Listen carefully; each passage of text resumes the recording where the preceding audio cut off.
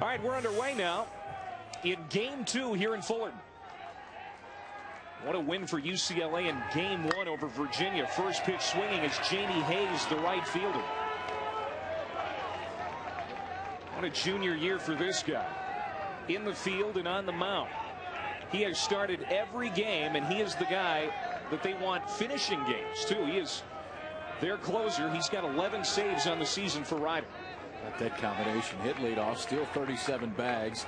And also the conference relief pitcher of the year. Hayes takes strike 2.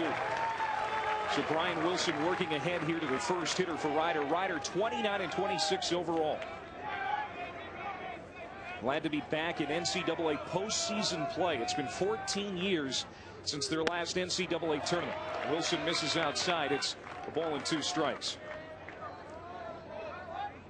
Wilson groomed as the closer to start the year, but Adam Jorgensen won that job over the course of the season.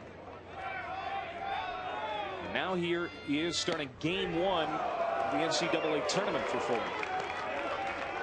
2 balls and 2 strikes to Hayes.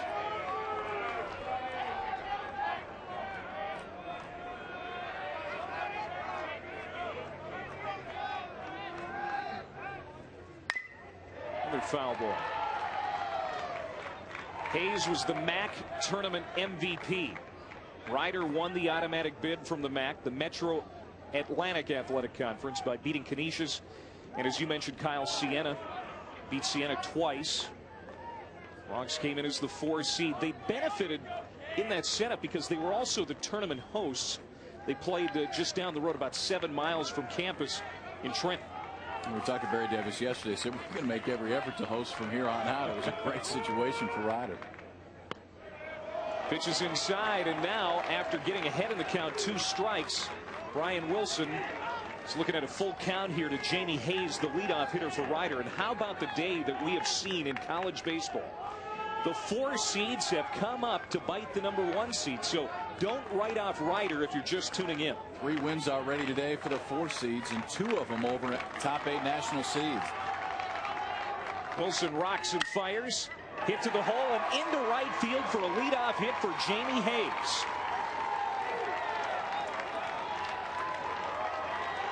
And the Broncs are in business here in the top of the first. Exactly the start you want if you're a Rider, not just because it was a base hit, but I like the approach right there for Jamie Hayes. Worked the count, got deep, worked all the way to a 3-2 count, and then gets a fastball over the outside half. Look at this swing. Lets the ball travel, shoots it into right field. No chance for Joe Scott out at second base. Now Jamie's brother David will come to the plate. David, the designated hitter tonight, the senior, also pitches quite a bit. Wilson, a quick throw over to first, and close play over there, but Hayes is back. I'll tell you what, there is a Rider contingent in this crowd here tonight after Hayes got that hit. You heard him. Yeah, that dugout's fired up too. I mean, the entire dugout's leaning out over the fence.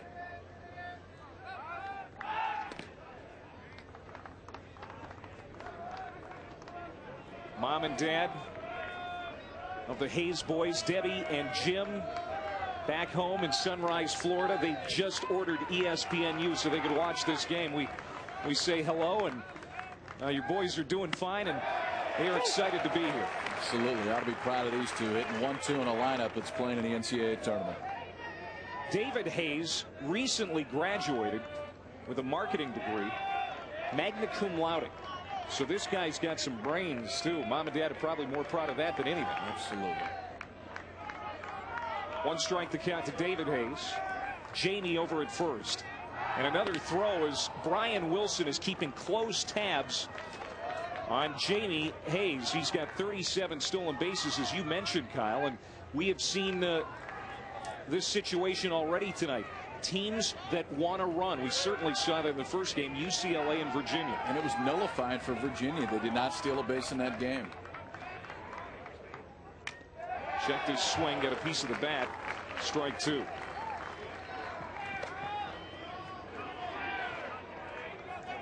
Jamie Hayes leading this Rider team in several categories. Average, hits, runs, stolen bases, and saves. He kind of does it all. See that combination very often. Got to lead you in stolen bases, average hits and runs. Also lead you on the mound as well. Pitch is high. Ball and 2 strikes now.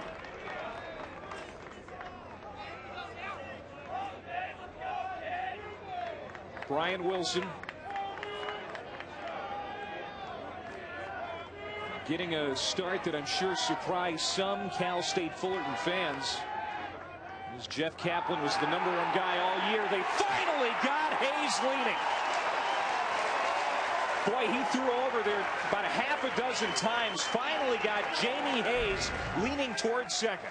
Watch his front knee, too. You can see it buckled just a little bit. That's probably a balk. It just doesn't get called. But the best move's usually from a right-hander because that front knee buckles just a little bit. The base runner reads it. You can see right there Jamie Hayes started to go towards second base and then just in no man's land after that. So Brian Wilson with a pretty good move over to first base. And they get Hayes for the first out of the inning. 2 balls and 2 strikes.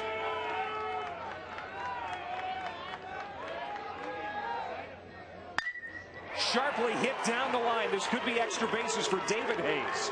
He's around first, headed to second. He's going to get in easily, and now that pickoff looks real big because with the speed of Jamie Hayes, it could already be 1-0. Yeah, I think he scores easily on that ball down the line, but pretty good swing so far from the Hayes boys at the top of this lineup. Jamie led off with a single, and how about his brother right here?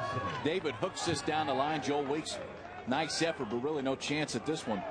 This ball is ripped. 2-2 fastball he was sitting on, and gotta like the offensive approach so far for Ryder. When they get a fastball they can handle, taking 2 pretty good swings. Couple of hits already for the Bronx, and we're just getting now to the meat of their order. Here's the #3 hitter, Sean Olson. 11 home runs, 52 driven in to pace this team. Take strike 1. Sean Olson, first team All-MAC the last 2 years. He's a native of Vineland, New Jersey. 6 foot, 200-pound junior. He anchors first base for this Ryder team.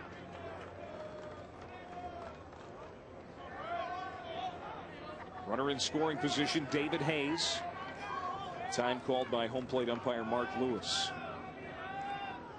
52 runs batted in for Sean Olson. That's the most for a Bronx player in 6 years. And hitting .330 on the season.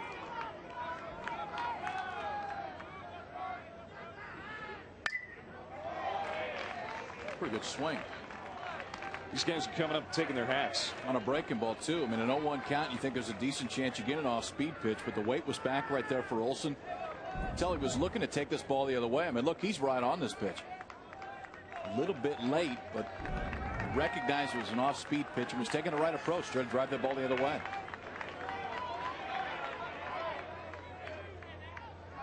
The 0-2 to Olson. Down and away.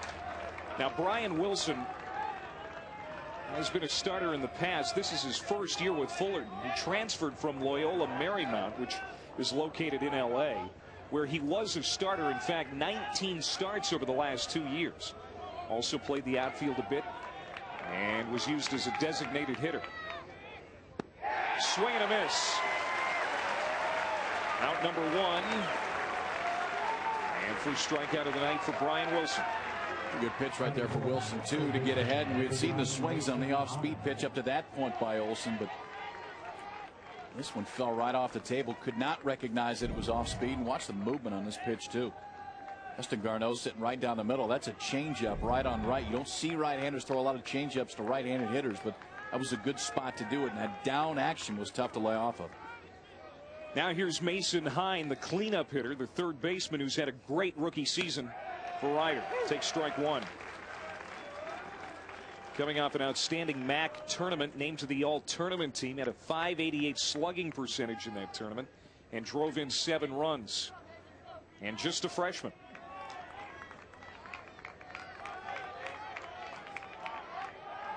They're going to try and pick off David Hayes now. They got his brother earlier. That was a close play. That's what Fullerton will do to you, is they do all the little things as well as anybody in the country. That's the history of this program, from Augie Garrido to George Horton and now Dave Serrano. They know the pickoff plays, the bunt coverages, all the little things you have to do to win games. Fullerton does them all well. Ground ball to short. This should end the inning. Christian Colon comes up with it. And Brian Wilson gives up a couple of hits, but no damage done. We've played a half inning in Fullerton. Josh Fellauer takes strike one from Petrowski.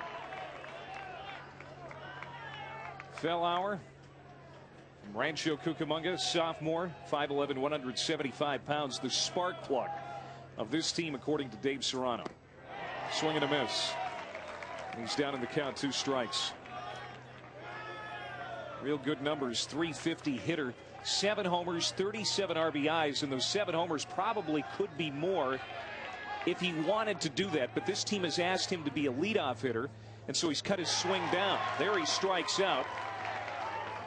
And there's 1 down as Mike Petrowski makes quick work of Josh Fellauer. Defensively, behind Petrowski, it's Mo Williams, John Lacey, Jamie Hayes from left to right, Mason Hine, John Ralston, Steve Golella, Sean Olson from third to first. His battery mate is Eric Woodrow. Christian Colon now with 1 out. Petrowski a little wild and back to the backstop. Cal State Fullerton has gone to the Supers each of the last 5 years, 4 times to Omaha in that span, including last 2 years. It's expected at this program, and that's one of the things that Dave Serrano knew when he came over. He's been here before. He knows what the history of this program is, and there's a whole lot of it here. I mean, talk about their history. 30 NCAA appearances. This is their 30th regional, and they've gone to 17 in a row. And already played in the College World Series 5 times in this decade.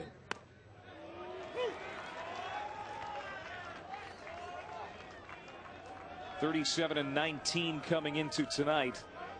They went 16-8 in the Big West. They were co-league champs with Long Beach State.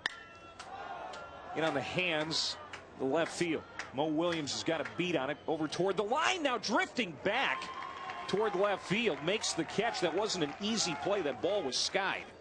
And it looked like the ball was going to be in foul, actually out of foul territory. Probably go somewhere down in the batting cages down left field, and it looked like the wind might have blown the ball back a little bit. You saw the smile on Mo Williams' face right there. 4 national championships, the most recent one coming in 2004. Now that Clemson's string of straight NCAA tournament appearances was snapped, first time since 1986 that they're not in the NCAA postseason, they've got the 3rd longest streak in the country in getting to regions. Miami, Florida State, and Cal State Fullerton, 3 pretty good names right there. 2 outs for Komatsu, the team's top hitter. Komatsu, first team All Big West in his first year at Cal State Fullerton. Transfer from Oxnard College just up the road. Swings at the fastball into left field, and this is going to be into foul ground. And a strike. Speaking of Florida State, how about Bucknell shutting them out tonight? 7-0 the final, in Florida State, the number 4 national seed.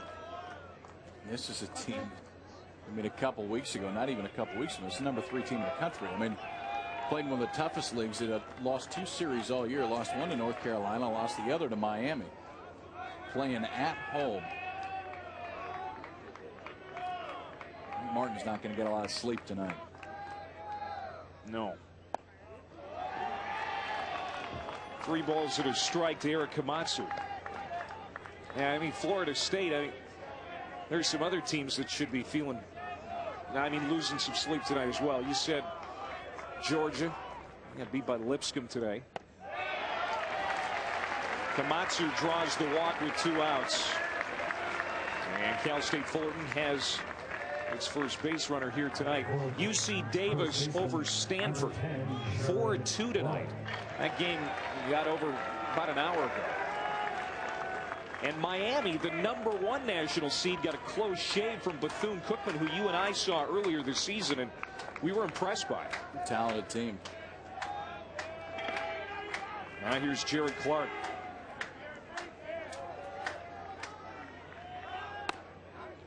Clark takes outside. Clark is the all-around leader of this Titans team, and he really helped put the younger players in this program at ease during that coaching change. George Horton here for a long time. A lot of the young players recruited by George, but he takes the post up at Oregon.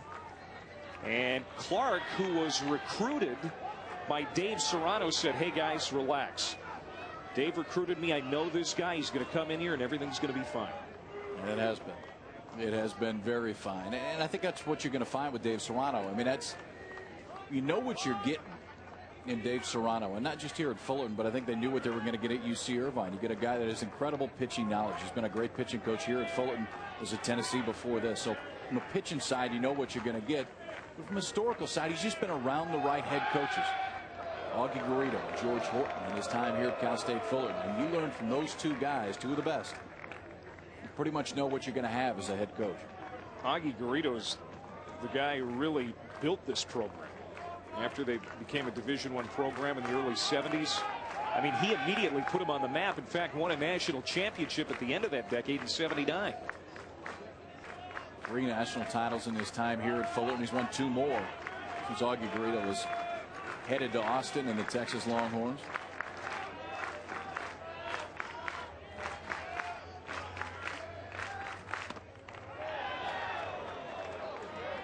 Two balls and no strikes to Jared Clark. Clark says he still talks to George Horton on the telephone a little bit. And he was sad to see George go. But the transition has really been seamless. Now it's going to be interesting to see what happens up at Oregon. I mean, it's obvious that you can have a winning Division I baseball program in that state, the Pacific Northwest, where the weather doesn't always cooperate. But look at what Oregon State has been able to do the last couple of years. And when you've got the money, when you've got a good coach who's also a great recruiter, special things can happen. You know, what's interesting, too, is you've got a university that I think reaches nationwide. I mean, Oregon, even though they're a team up in the Northwest, because of what they've done in football, they've had a good run in basketball. For some reason, it's just a school that I think has some national appeal. They're going to be playing in a great conference. As you said, they're going to have a great facility. It would not shock me if we see Oregon in a postseason in year 1. I think George Horton is that good.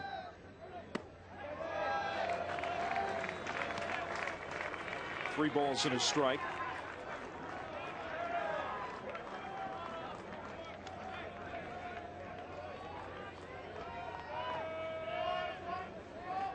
Going to be some great recruiting battles up there between Oregon State and Oregon. And all the teams from the northern part of the Pac-10 is back-to-back walks given up here by Mike Petrowski, as he has struggled here after getting the first 2 outs fairly quickly. Last 5 seasons, Cal State Fullerton has been in postseason play. 4 times on to Omaha. Now they're looking to go deep in Omaha. Like we said last year, they were 2 and done, and I think they're chomping at the bit to get something like that. Another national championship put up out in right center field.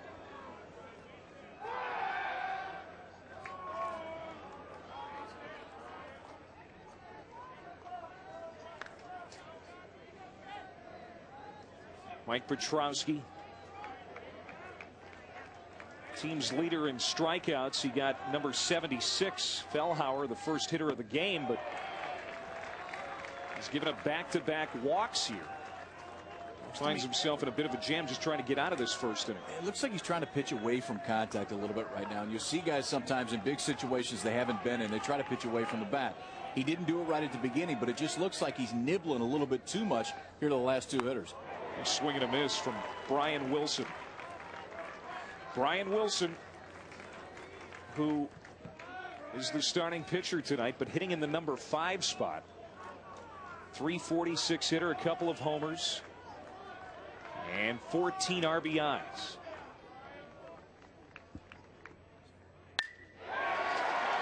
Into left field. Right at Mo Williams. He makes the catch, and Petrowski struggles to get the last out, but finally does. Ryder to hit here in the second inning. It's Mo Williams to lead it off. He'll be followed by John Ralston and Steve Goella. Mo Williams, out of Ocean, New Jersey, has started in every game in left field this season. And he gets ahead in the count, 2 balls and no strikes. And see his numbers. He's been a run producer for the Bronx this year.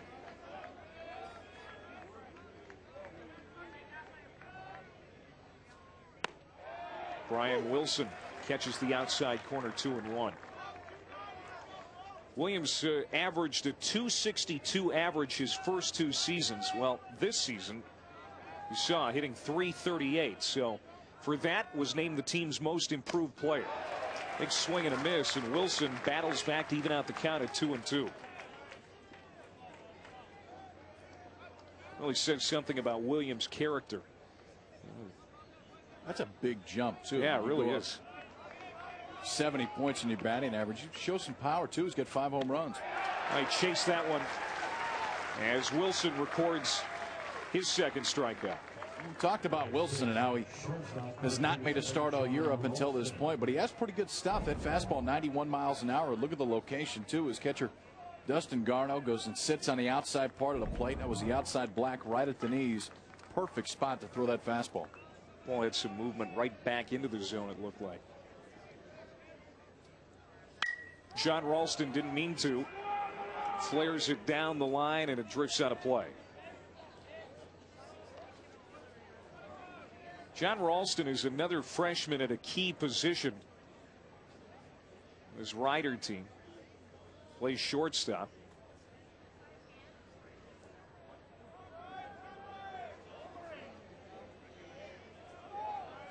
As Barry Davis has some young up-and-coming talent. John Ralston among the players he's going to be counting on for a while. There's a lot of excitement in New Jersey about this program, period. A lot of phone calls, a lot of emails coming into these players and coaching staff wishing them good luck and congratulations on a great season so far. There ought to be. I mean, that's what's neat, is these teams that, don't make it here on a yearly basis. They get a chance to play in a setting like this, and what we've already seen today is they've got a chance. I mean, Bucknell beats Florida State. Lipscomb beats Georgia in Athens. Chopper right side. There's going to be a tough play for Joe Scott, but makes it look fairly easy.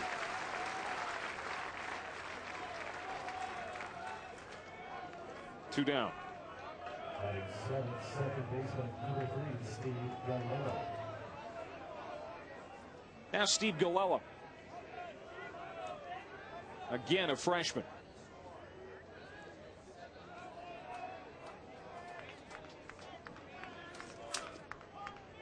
One of 3 freshmen that starts in this Ryder infield. Goella over at second base, and he is an offensive second baseman. .280 hitter. He's driven in 22 runs. But that doesn't mean that his defense drags behind. He has turned 29 double plays, so they can count on him there, too. Pretty good spot, and a nice middle infield, too, for this Ryder ball club. Freshman out at shortstop. We just saw Ralston ground out right there.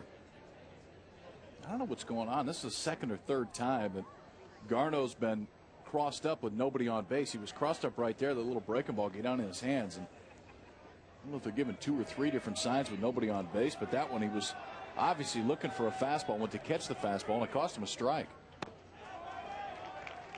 Now, Barry Davis, his technique was to go and recruit all high school shortstops.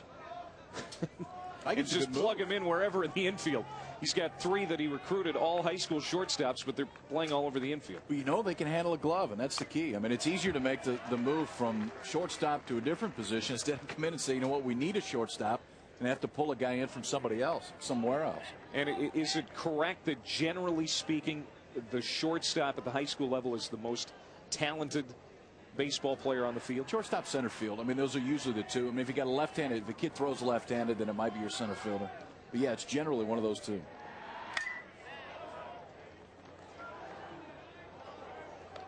Goella's out of Wilkes-Barre, Pennsylvania.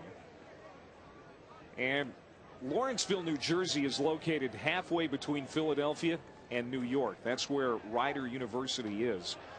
So you get an idea of about where Barry Davis is going for players. He'll go into Pennsylvania, New Jersey, New York. A couple of strikeouts in the inning for Brian Wilson. Mike Petrowski got the first 2 outs of the first inning for Rider. But then had some trouble getting that last one as he walked a couple of hitters in a row. But did get out of it unscathed. We'll see what happens here in the second. Now Petrowski, Kyle, started and won the first game of the MAC tournament and then closed the championship game against Siena. Retired all 80 faced in his only relief appearance of the season. That's how much they count on it. Bunt for Brown. Third baseman, the throw, not in time. Mason Hine, the throw and the stretch on the other end by Sean Olson, but not enough to get Gary Brown. It's an infield hit. Yeah, the freshman Brown can really run, and it's a good time to lay the bunt down. Hine really played it perfect over at third base, was already in on the grass, and watch the break right here. The only chance he has is to barehand it. Fields it cleanly, throws off that right foot, and a great stretch over at first base by Sean Olson, but the speed of Brown just enough to beat it out for an infield single.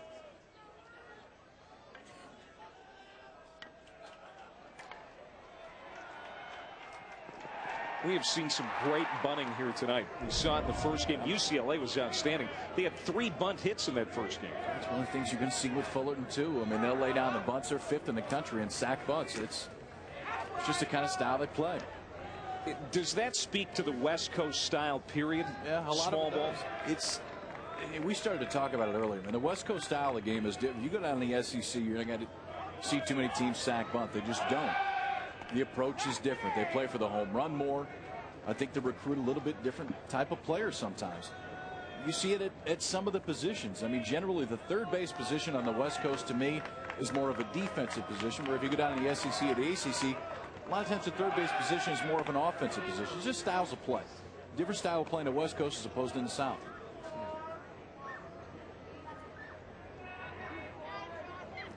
For instance, here's Joel Weeks, third baseman for Fullerton, and he comes into the night with 2 home runs.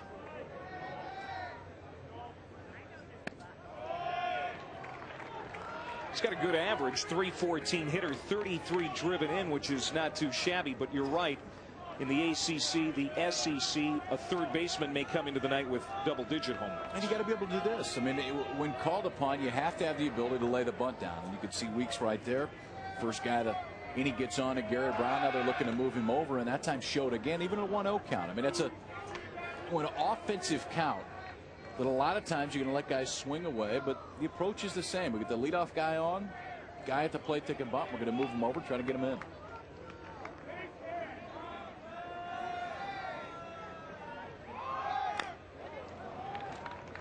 Runner was going, fouled away. This is not a good sign. Petrowski tonight, after he fell behind Weeks, a ball and no strikes, has fallen behind 6 of the first 7 hitters. Can't do that against a team like Fullerton. You're playing in their ballpark. They're the 1 seed. They have the confidence coming into this. I mean, that's just the way that it is. They've been in this situation too many times. You can't give them the option of hitting in plus counts all night. Runner down in front of home plate. Eric Woodrow hops on it to throw to first to get the out, but Weeks does his job. He sacrifices Brown over to second. And I like what Dave Serrano did. You get in one chance to swing the bat. They took the bunt off. The previous pitch swung on and fouled the ball off, so you give him one chance to swing it. Then you put the bunt back on, and he lays down a perfect bunt. Look at the job by Woodrow, though, to get out. The catcher sets that foot, gets the ball over to first base in plenty of time. But watch him hop. I mean, the minute that this ball's on the ground, Woodrow's there. Weeks does his job, though, and gets Gary Brown out to second base with 1 out. There's Joel Weeks, who just laid down that sac bunt. You know, Dave Serrano was telling us yesterday he is the unsung hero of this team, does the little things. That would be a good example of that, sacrificing to get the runner in scoring position. He was really disappointed when Joel Weeks was not given all conference recognition in the Big West. He thought he deserved it, didn't get it, though. And sometimes it's those guys that do the little things that get overlooked by those that aren't on their team. You play with a guy like that, you know how important they are, but sometimes those conference teams just go by pure numbers, and guys like that can get overlooked. Dustin Garneau swings through that pitch from Petrowski. Garneau was platooning with Billy Marco for part of the season behind the plate, but took over the everyday job when Marco suffered an ankle injury at the midpoint of the year, and it's been Garneau's job ever since. He's got a man at second, and Gary Brown trying to get him in here, get Cal State Fullerton on the board in the second inning. Line drive and knocked down by the shortstop Ralston into center field for a base hit. Now Ralston, by knocking it down, froze the runner Brown and probably kept him from scoring. How about this effort by the freshman out at short? I mean, a ball off the bat looks like he has absolutely no chance. Even when he starts to lay out, it doesn't look like he has any chance. And the momentum is taking him away from the play. He was going back to his position, gets a great break on it. It goes just off the edge of his glove. But slowed it down enough, and the ball was hitting a spot to where Brown had to freeze and make sure this ball gets through. Because of that, no chance to score. So now Fullerton runs on the corners here with one out. Now Joe Scott, the number 9 hitter. Shows bunt, gets it down, but foul. Safety squeeze. A lot of the things that you see right here, and whether it's the ability to lay the bunt down or the different things that they do within the bunt game, like the safety squeeze right here, it all reverts back to Augie Guerrero. It was during his time here at Fullerton. These things started. George Horton continued it, and now Dave Serrano doing the same thing. You watch Texas teams right now. Texas, Fullerton, there aren't 10 teams in the country that'll run safety squeezes all the time. It all goes back to Augie, the stuff that he started to do here 25, 30 years ago. There it is again, this time down, and there's no play at home, no play at first. And Cal State Fullerton is on the board. Give them an A for execution. The whole goal on a safety squeeze is to get this bunt out past the pitcher, and that's why the base runner freezes out at third base. The minute this ball is bunted out towards Olson, no chance to make the play at home because it was timed perfectly over at third base. It's a good secondary lead. Takes 2 hops towards home plate the minute the ball's past the pitcher. That's where you see Gary Brown head in, and that's exactly where you want to put it if you're Joe Scott. Bunt it hard enough to get it out past the pitcher, and a great break by Brown over at third base. That is run absolutely perfect by the Titans. Now a chopper to the first baseman. Olson steps on the bag, won't have a throw to second. And it's out number 2. Fellhauer is retired.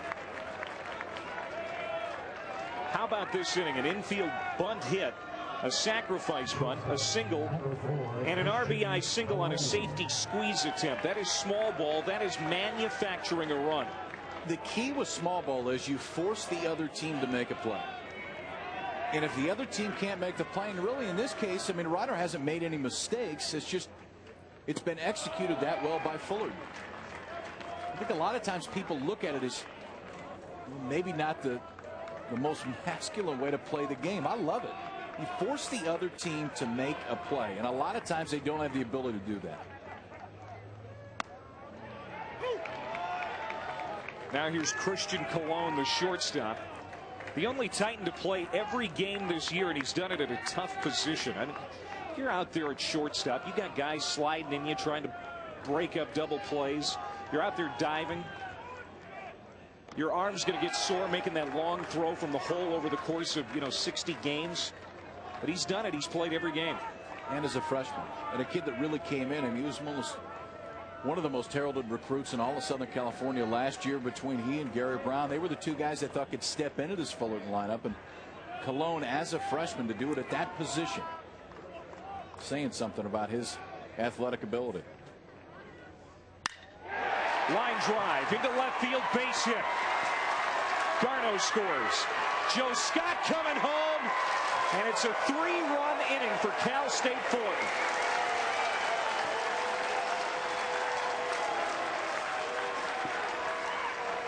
So the freshman can swing the bat a little bit too.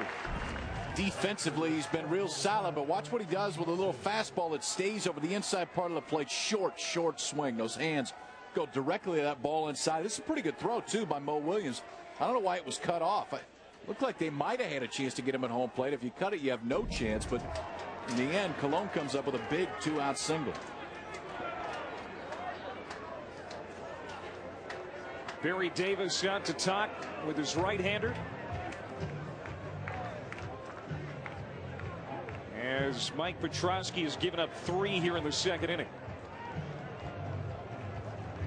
Now, this gives us an opportunity to update people on what the situation is when it comes to visits to the mound in college baseball compared to Major League Baseball. It's a little bit different. I mean, you get 3 free trips. Now you can cross one off. Now you get 2 free trips for both coaches. Once you get past that point, every time you go out, you have to take the pitcher out. Now, if it's you can't do 3 in the same inning. If you go twice in the same inning to visit the same pitcher, you got to take him out anyway. But that 3 free visits is what to keep in mind.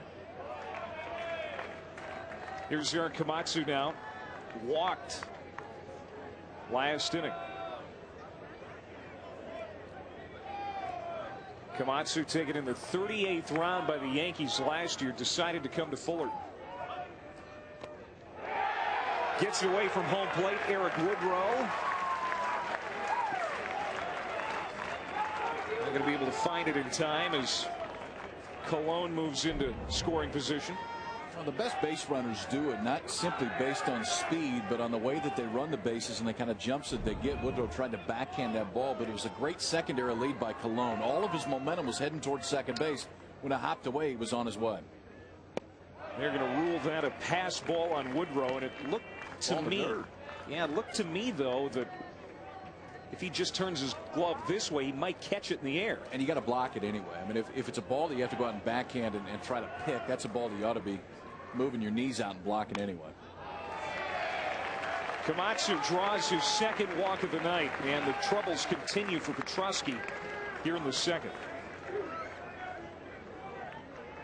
First baseman, number 10, Jared Clark. And now Jared Clark, with 2 runners on, strides to the plate. In an inning and 2/3, a couple of walks and 3 earned runs allowed already for Mike Petrosky. And this is the guy that Ryder least wants at the plate with runners on base. In the dirt this time, Eric Woodrow knocks it down. Clark had a knee injury last year, and it kept him out all season. Still, the Cleveland Indians thought it was wise to take a chance on him, so they drafted him. Well, needless to say, Clark decided to stay at Fullerton, and he'll be draft eligible again next month. And who knows, maybe this time someone will be able to get Jared Clark, but it's going to be tough. Somebody will definitely take him. And these are the kind of guys, if you're Dave Serrano, that you love to keep around a little bit longer. I mean, the goal of these top programs, and you know when you get these top players in, you're probably only going to get them for 3 years. But if you can get a guy like a Clark to hang around for a 4th year, that's a giant boost to the program. Well, Clark has given Serrano that indication. He said he'd really like to come back. Of course, if someone throws a lot of money at him, it's going to be a tough decision. Changes that decision around a little bit.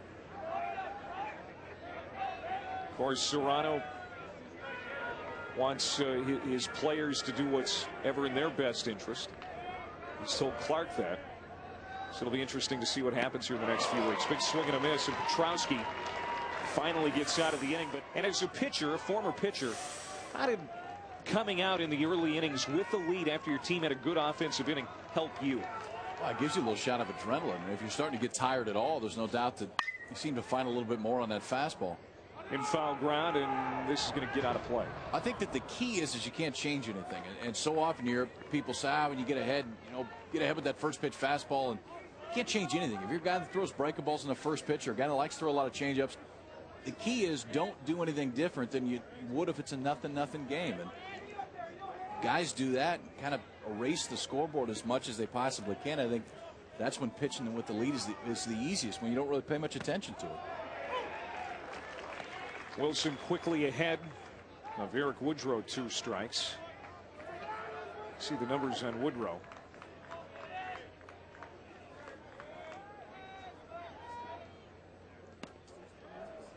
He gets away from home plate. 1-2. Now, were you ever asked to hit like Brian Wilson? In college? Yeah. No. God, I wasn't even asked to hit in high school. There's no chance they were going to let me hit in college. He's going to get into right field for a base hit. Third hit of the night for Ryder. And the leadoff man is on for Ryder here in the third inning. The NCAA baseball regionals continue on ESPNU tomorrow with 2 games. First at noon Eastern, Ole Miss taking on Bethune-Cookman. Then at 4, Missouri takes on the #1 national seed Miami. The NCAA baseball regionals presented on ESPNU by Dick's Sporting Goods. It's coming up tomorrow. Of course, you were drafted by the Milwaukee Brewers National League franchise, so you had to hit in the major leagues. The rules dictated that they had to put me in the lineup somewhere offensively. I think otherwise I would have never hit. I ran into a couple, though. Rod Carew was the hitting coach at Milwaukee when you were there. Did he give you any good advice? Swing at the first pitch. Get a Don't first give pitch in. fastball, swing at it. Now that was fun. You have Rod Carew as your hitting coach.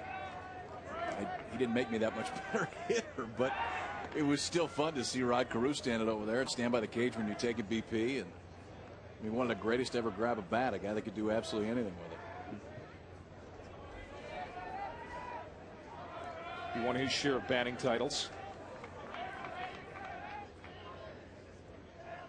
1-0 pitch to Lacey, and he chops it foul. John Lacey, the center fielder for Ryder, batting in the #9 spot for the Bronx.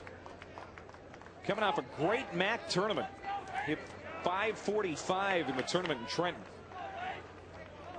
He's battled some injuries at times this season, specifically a hamstring injury, but he's okay now.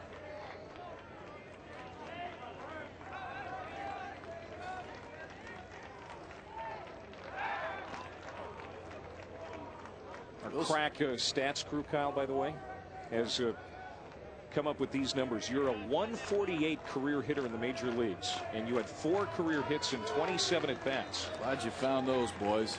Thank you very much. Hey, I'll tell you what, that's 4 more hits I ever got in the major leagues. I did have a double one time. We were playing in St. Louis, and Dustin Hermanson was on the mound, threw me a first pitch fastball. And in a left center field gap because the guy was playing almost in on the grass, the left fielder was. A pop-up slide into second base. Fernando Venus playing second base looked at me, started shaking his head, said, "What was that?" I said, "Man, I haven't slid since high school. I had to at least try to take this opportunity because I know it's not going to happen again." Another close play over at first as Brian Wilson has already picked up 1 base runner here tonight, and he almost got Eric Woodrow there. That's how fast his feet are, and that's the key to a move like Wilson, is that foot. Both those feet get spun so fast that you can get that ball out of your glove. You don't want to have a long arm action, just quick feet and a short arm action to first. That play not as close. So what did Rod Carew say when you got that double? He said, "Nice swing," which I almost started laughing. I said, "I don't know if anybody's ever said those words to me in my entire life." And Rod Carew just did. He had made my entire major league career right there. Here's the 2-1 pitch to Lacey. 3-1, and now Garneau goes out to talk with Wilson. It's got to be an interesting night for Brian Wilson here, making his first start of the year. And like we've been talking about, you know, a lot of pitchers aren't asked to hit ever. Yeah. And Wilson is put in the #5 spot in the order tonight for Fullerton. It took a good swing. I mean, hit the ball pretty well out to left center field when he flew out.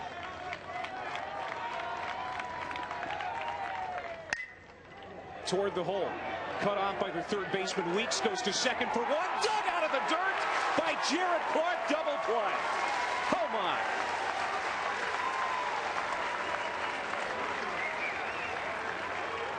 The key to any double play is the first throw, and that's what starts it so well right here for Weeks. It's a little two-hopper, a one-hopper to Weeks, so it's an easy ball to throw. But watch where this hits the second baseman, Joe Scott. It's right at the belt, so it's easy to get that ball transition over to the bare hand. Scott has plenty of time, does a good job of getting inside the line to try to avoid that base runner, and a great job by Jared Clark to pick that ball over at first. So Ryder gets the leadoff man on, but it's snuffed out by a double play. 2 outs for the top of the order, and Jamie Hayes wants to bunt for a hit. It's placed perfectly. Tough play for the second baseman. Joe Scott tried to flip it over with his glove, not in time. I give him credit for even thinking that up. I mean, it's the only, unless you get all the way around that ball, you can barehand and flip it over. You really don't have any chance. But watch this. Watch what he does with the glove. With the glove at the first, and he flips it over, flips it backwards so he can get more on it. And I don't care if the guy's safe. It's a heck of a play. Really he beat it by a step, but just to have the presence of mind to flip that glove over so you can get a little bit more on that throw. You can see why this Titan club can play a little bit of defense. Well, we were talking with Dave Serrano yesterday about Joe Scott.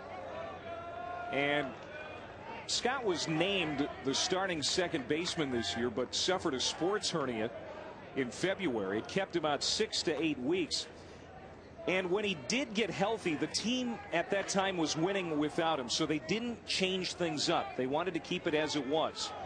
And Joe Scott, the team player that he is, didn't say a word. Well, in late April, got a chance to get back in the lineup, re-emerged as the starter, and the move has really solidified the Titans' defense. And you can see he's just a great defensive second baseman. It's smart, too. That's the thing, is instinctual. I mean, that's all. That's just knowing the game. You don't make a play like that unless you just instinctively know the game of baseball. And those are the kind of guys that you need to have on the field, especially a team like Fullerton, because that's the kind of baseball they play. It's defensive-minded baseball, and a guy like Scott fits perfectly into this system. 1 strike to David Hayes. They'll check the runner. Jamie over at first. The Hayes brothers at the top of this rider order. David Hayes really turned the screws to a fastball his first time up. Double down the third base line. Back-to-back hits to start this game. The Ryder was unable to score in the first.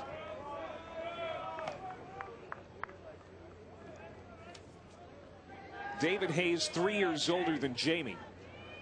I asked Jamie yesterday. You guys have been on a team together before. He said Little League for 1 year and high school for 1 year. So they haven't been teammates very often over their life together. That'd be kind of neat. It's got to be a thrill to do it at this age and on this stage. We talk about their parents sitting at home tonight watching. A chance to see both of your kids who haven't played together too much over the course of their life because of the age difference now get to do it on this stage. It's pretty special.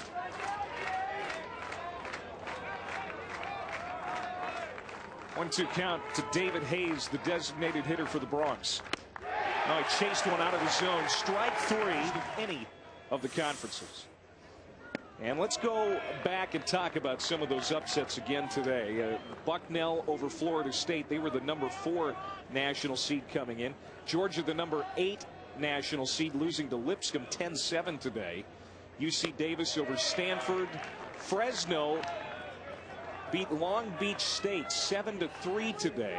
Now, all of those upsets were 4s over 1s. Which one of those surprises you the most? Bucknell, without a doubt. Especially the way that it was done, too. I mean, Florida State gets shut out on their own field. Oh, this one is cranked into the night. Goodbye home run. Brian Wilson helping his cause. Leadoff jack here in the 3rd.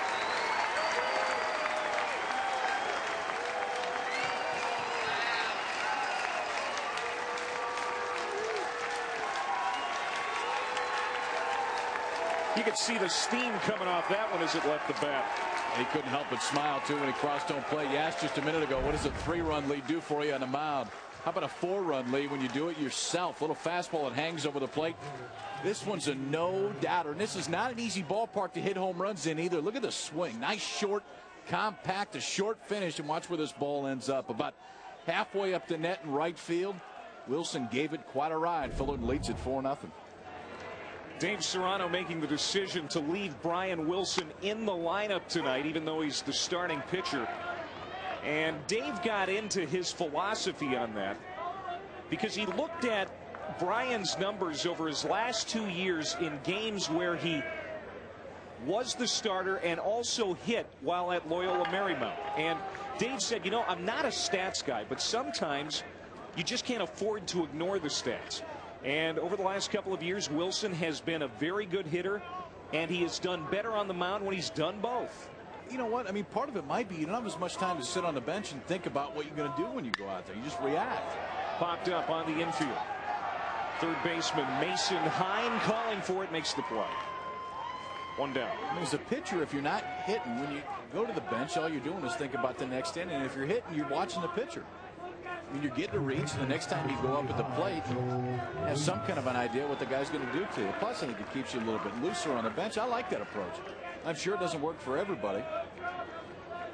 In this case, it looks like it keeps Wilson nice and loose. Third home run of the year for Brian Wilson. It makes it a 4-0 cushion for the Titans. Now Joel Weeks, who put down a sacrifice bunt, trying to bunt for a hit this time up. He laid down a nice sacrifice bunt in the second inning. And this time just trying to get a hit. You know, the one thing this type of approach does offensively is it also, I mean, it forces the defense to always be on their toes. I mean, you can't play one way, you can't always play back. Every time that every one of these Titan hitters comes to the plate, you have to think about their ability to lay the bunt down. So the infielders at the corners have to pinch in a little bit, gives you a little bit more room if you hit the ball hard down the line. It changes the way that a defense has to play. Into right field for a base hit. Joel Weeks. One out single. And that's what happens.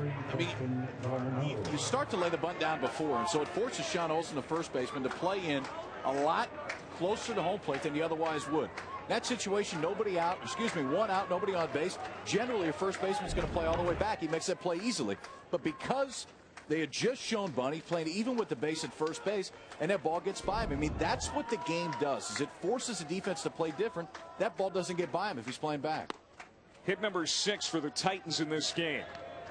And now Dustin Garneau hits.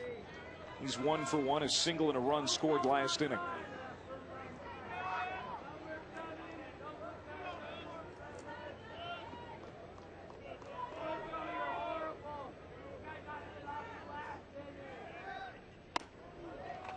Trowski continues to labor a little bit.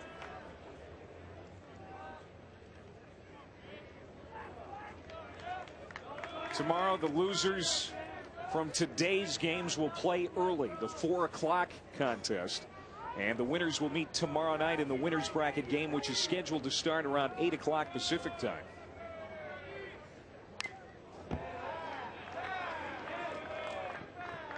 Two balls and a strike. Dustin Garneau. Want to know what Garneau's nickname is? Fire away. You remember Rocky IV? I mean, there's been so many. Actually, there's another Rocky movie that came out here in the last year. And He did? Yeah, there's another Rocky movie. I don't think it had a number behind it. But his nickname is Drago. Ivan Drago. Drago. Away. I must break you. Those are the best. Those are the one where Rocky trained in Russia. Right. Yeah, and then Drago was the guy he fought. Yeah, the the Russian guy. Yeah, that's what this hair. guy's nickname is. And I think it's because he has spiked hair under that helmet somewhere. Drago was tough. It's not a bad nickname. You have any nicknames? That the FCC will let me say?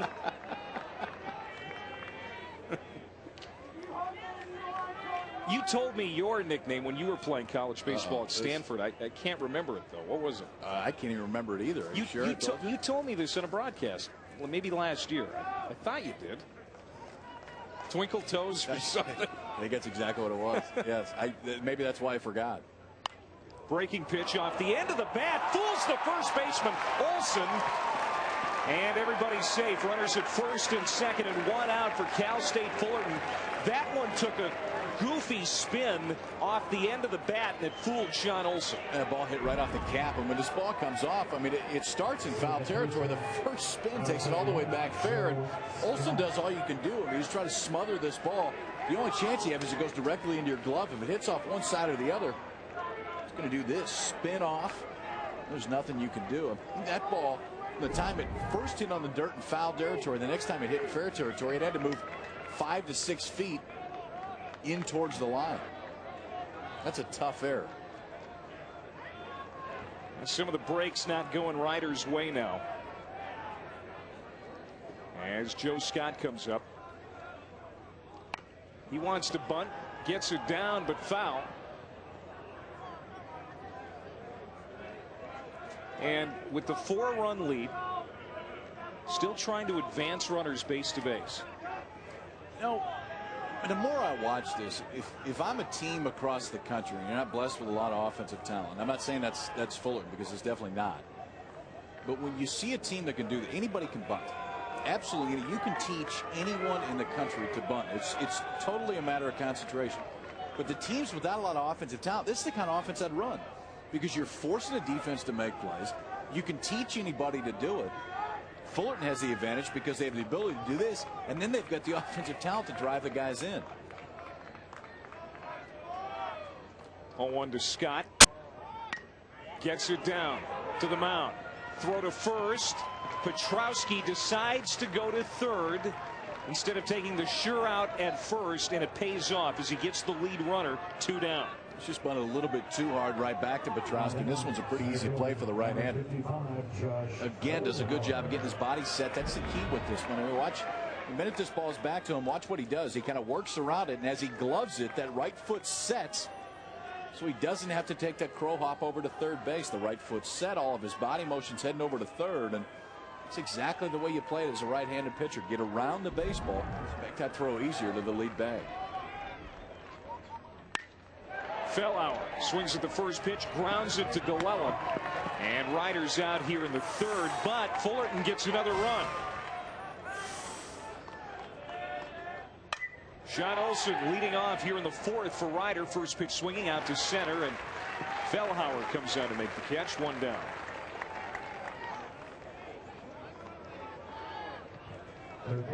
Does Ryder's approach at the plate change now? I don't think so. I mean, I think the key is you're just looking for that first pitch you can really drive. Wilson's shown over the course of the year that he's going to throw a lot of strikes. So I don't think it makes any sense just to stand up there and take a strike to try to get ahead, because he's going to fill the zone up anyway. So look for the first pitch you can drive and take the kind of swings they have up to this point. I mean, they're taking pretty good swings. Got 4 hits off of him already, and but for the pickoff in the first inning, should have probably scored their first run. But I think their offensive approach has been pretty good.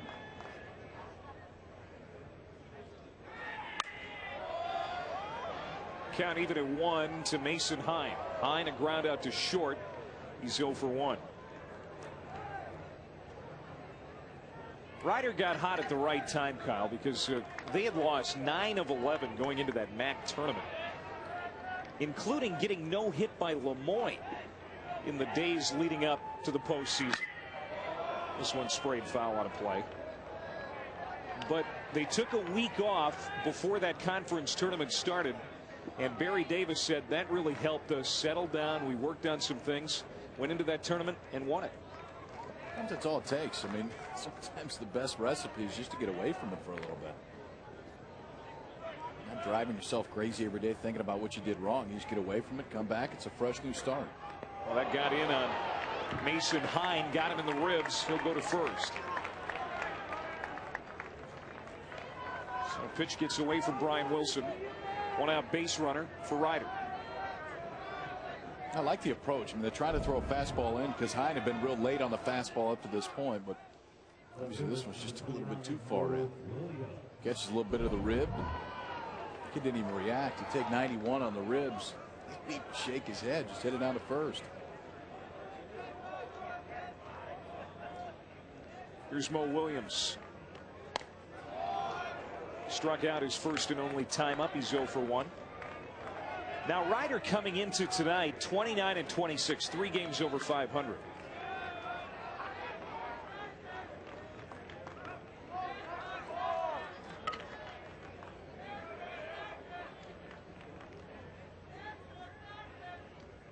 That's not even close. Not even close by a long stretch to the worst record of a team in this NCAA postseason. Texas Southern, the SWAC tournament champs in the national tournament with a record of 16 and 32. 16 games under 500, and they're in the national tournament. Well, they won 4 in a row to get to that point. 12-32 when they got into the SWAC tournament. Went 4-0 in the SWAC tournament. Came out 16-32. Eastern Illinois gave Nebraska quite a run today. They were up on the Huskers midway through that one.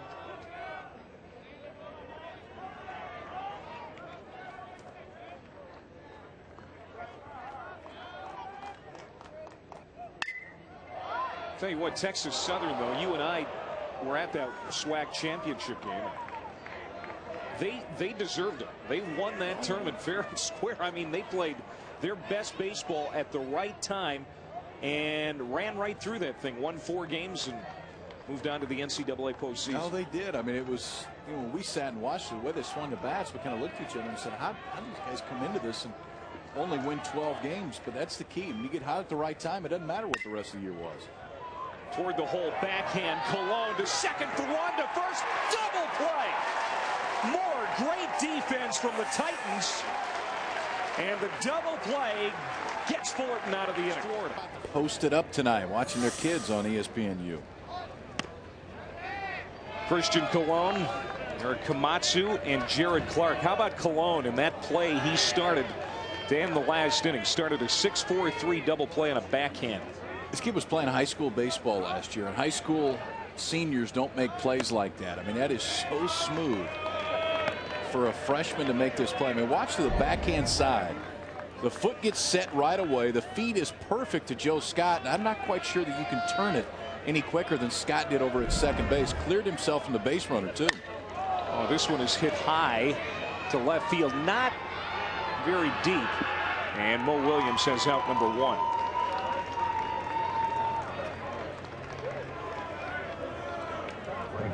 Number 44, Eric. Defense tonight.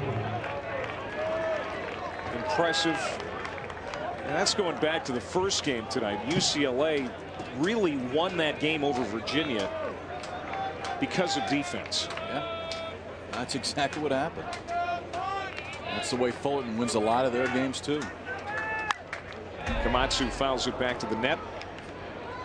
Komatsu tonight, a couple of walks. This guy's a dangerous hitter. He's got some power. He drives in runs.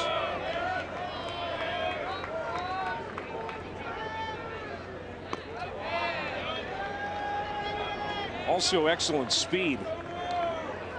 18 stolen bases on the year. 112 stolen bases for Cal State Fullerton on the season, first in the Big West this year. Good change.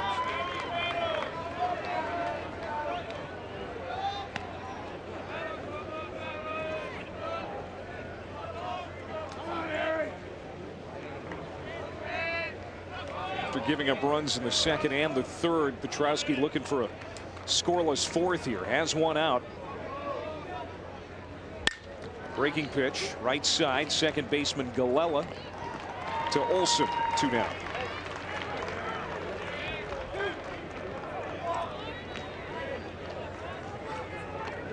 First baseman, number 10, Jared. Since the super regional format started in 1999, only Miami has won more regionals than Cal State Fullerton.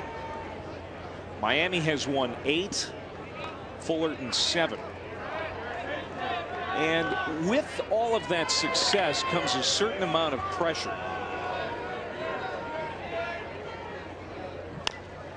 Jared Clark off the end of the bat. How about that? A 1-2-3 inning for Mike Petrowski. 43-year-old now in charge of this team. And that was just a tough decision for him, I'm sure, because UC Irvine treated him well, and in 3 years turned that program around, took him to Omaha for the first time, and even beat Cal State Fullerton in the longest game in College World Series history last year. I know you were on hand for that one. I mean, I'm sure that was a tough, agonizing decision. Absolutely. For Dave. No, I know it was. I mean, when you look at this program and you think, well, it's a no-brainer, you automatically have to count. And I understand he just said, but Cal State Fullerton was a driving factor. And I'm sure in the end it is, but when you build some relationship over the course of 3 years, and you recruited some kids, and obviously really believed in that program, and rightfully so. He should have, because they had some great talent down at Irvine. John Ralston caught by the shortstop Cologne out in the outfield. One down. Well, the longest game in College World Series history last year, UC Irvine and Cal State Fullerton, 5 hours 40 minutes. Longest game in College World Series history. Here's the throw to the plate, and it's there. They got him. Oh, mercy. That's it. Base hit center field. UC Irvine has won in 13 innings. 5-4 in 13 innings. You know how many baseballs they used for that game? 96. 74. Really? 96? Did you count? It's right here on this card. Cheated. 96. It's not like Little League where they bring him back down to the dugout after they foul him off into the stands. Kid gets a quarter for shagging the ball. That's where I caught my first foul ball. Rosenblatt. 8 years old, sitting in the stands. Came back off the window of the press box, landed right in front. I didn't catch it. I guess I picked it up off the ground, but it got it. That's what you told people anyways. That's right. Steve Galella lifts a fly to left, and Brown handles 2 down. Do you still have that ball? I don't think so. I've got some stuff from when I was growing up. I mean, stuff that guys had signed, and I remember my buddies would always go hang out by the bus. All the teams would just kind of say, we go hang out by the bus, and teams that get beat, they'd always give you stuff, hats, shoes. I've still got some of that stuff. It's what you do when you're growing up in Omaha. That's the World Series when you live there. How about that? 3 batters, 3 fly balls. A great inning for Brian Wilson. It's going to transfer, and obviously it has. I mean, you don't do it at one level and not have the ability to do it at the next level. I mean, winning is winning, I think, no matter where you go, and that's a great thing about Barry Davis. I mean, he's obviously taken a great step this year. I think it's a Ryder program that in that conference can be pretty consistent. He's a Virginia native, National Junior College Coach of the Year 4 times. That just doesn't happen by accident. He has done some great things, and now with a Division I team in the NCAA tournament for the first time since 1994, the Ryder Bronx. And, you know, Ryder has a pretty good baseball tradition. It's just been dormant for a while as far as going to national tournaments. All the way back to 1967, and they made a trip to Omaha. In fact, finished 5th at the College World Series in '67. It was back in '87 as a 6th seed too. We're just 1 win away from making it to Omaha. Brian Wilson homered his last time up. This time pops it up to the shortstop Ralston, and there's 1 away. The fielder, number 22, Gary Brown. Now Gary Brown will come up. Brown, an infield bunt single and a run scored in 2 at-bats. You're right, this Cal State Fullerton offense is fun to watch. They don't have a ton of big boppers, even though we've seen a home run here tonight. And they do have guys who can hit the long ball, no question about it. But that's not their philosophy. First, it's scoring runs by moving base runners, stealing bases, small ball. It's a system, and within that system, there's not a lot of guys that go up there and really try to hit the ball out of the ballpark. And I think that's the key. I mean, if they're not doing this kind of approach that they have, I'm sure they hit a lot more home runs, but it doesn't mean that they would be more successful. I think that's the key. Home runs don't automatically mean you're going to be a better team. Fullerton historically is better when they play this style of baseball. Here's a line drive to left. Mo Williams coming on. He'll see it fall in front of him. Second hit tonight for Gary Brown. 1 out base runner for the Titans. We've seen small ball from the Titans here tonight in the 2nd inning. There's that infield bunt single for Gary Brown. Joel Weeks sacrificing him over. Here's Garneau driving in a run with a hit. And an RBI single on the safety squeeze attempt. He's playing a game the right way. And I love the timing too of the base runner on that safety squeeze. Brown timed it perfect. Now this is going to get away from Eric Woodrow all the way to the backstop. And now Gary Brown in scoring position.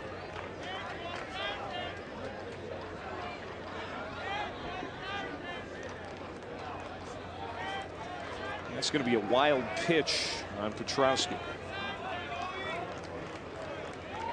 You see Weeks tonight 1 for 1.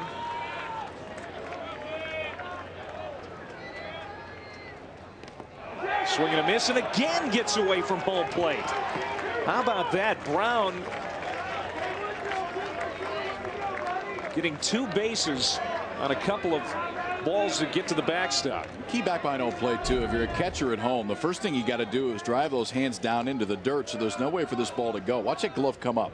The glove goes down, but then the glove comes right back up by Woodrow, and he's trying to glove the ball instead of block the ball. If that ball's in the dirt, the goal should not be to glove it. It should be just to stop it. Keep it right out in front of you and stop that base runner from moving on. But if you try to glove it and catch that short hop, those are the times that sometimes the ball slip right underneath the glove. Another wild pitch on Petrowski. And now Brown 90 feet away from making this 5-0. Ball and 2 strikes on Joel Weeks. Weeks had a tough year last year. He had a freak broken ankle at midseason. Happened at practice.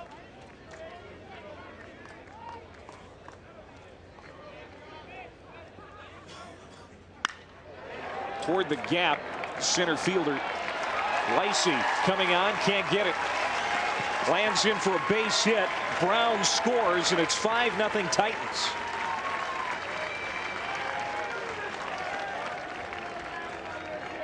Advantage of a drawn-in infield right there, and this ball's going to land whether the infield's drawn in or not. But I think it changes the approach of the base, or if the guy at the plate, you simplify things, just try to get this ball out into the outfield. And let's see, it's right off the end of the bat, kind of capped out towards center field. Lizzie was playing real deep, no chance to get to this ball. So a single, 2 wild pitches, and a little bloop single scores the 5th run for Fullerton.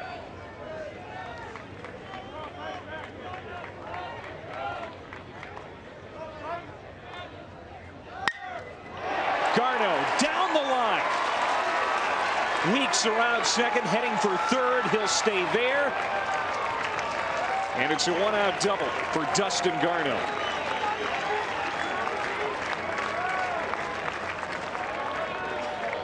Pretty good day so far for Dustin Garneau. Single earlier that was a big part of that 3-run Titans second inning. This time gets a little fastball inside on his hands. Mason Hyde was playing even with the bag. This ball ripped just inside that third baseline.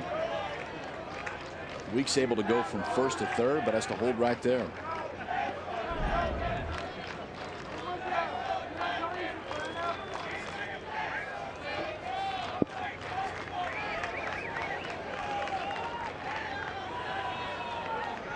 Barry Davis has activated his bullpen, and now we're going to get a trip to the mound. Jim Corona is out to talk with Petrowski.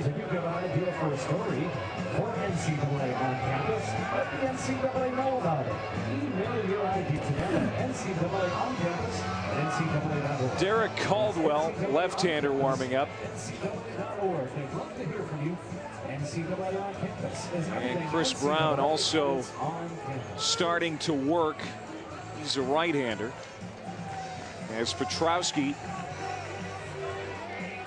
up around 80 pitches, 4 1/3. And it's been a tough night for him. Here's a look at the bracket. UCLA a winner earlier tonight, 3-2 over Virginia. They got the game-winning run in the bottom of the 9th. UCLA awaits the winner of this game in a winner's bracket matchup tomorrow night. The losers will meet in the afternoon. Sweeping breaking ball that misses way outside to Joe Scott. Scott, the number 9 hitter. RBI hit on a safety squeeze attempt in the second inning. Fouls this one back and then reached on a fielder's choice.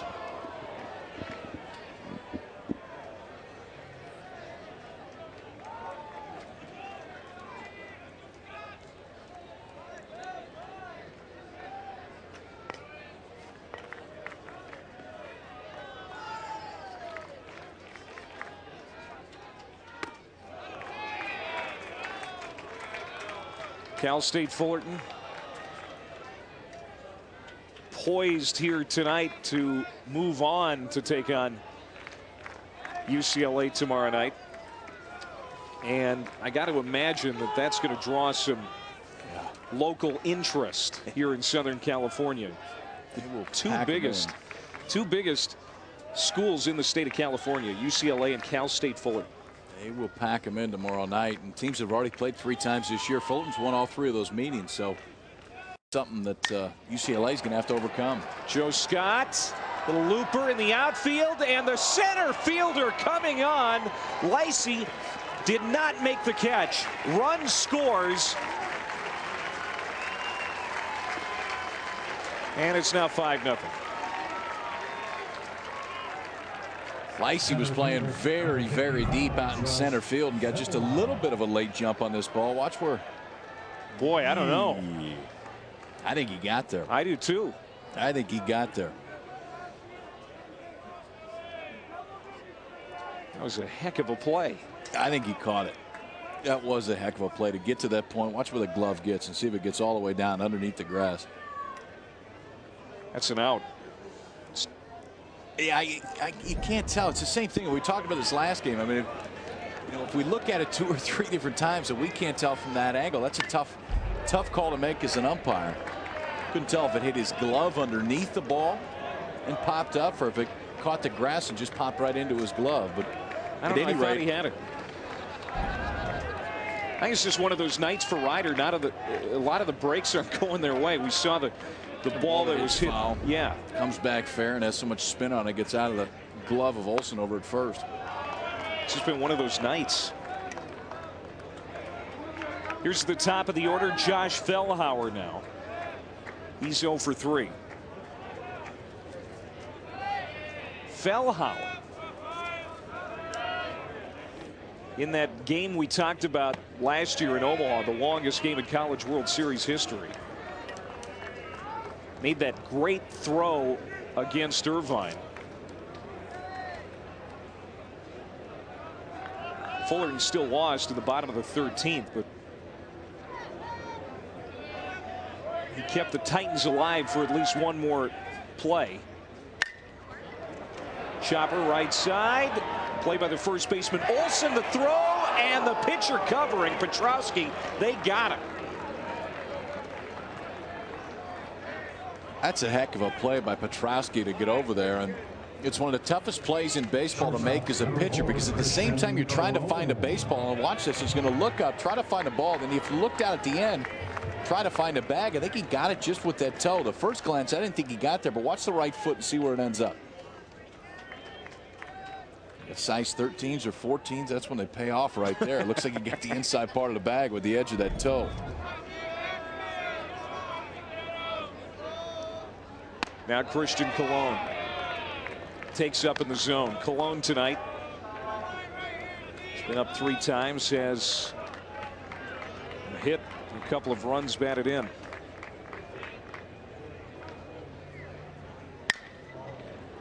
Pulled foul. This kid's got a chance to be a really good player. I mean, there's certain guys that move different. Colon's that guy. You see him on the infield, very, very smooth and pretty advanced for a freshman. Good advanced approach at the plate. Kid that's already hitting second in his Fullerton lineup. This is quite a freshman, already invited to the Team USA trials this year in just his first year.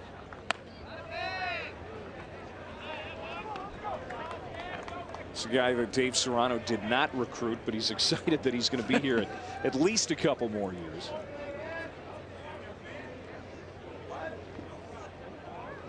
(6-0) Cal State Fullerton. They push 2 across here in the 5th. Oh, this one is pulled down and out of here. Home run.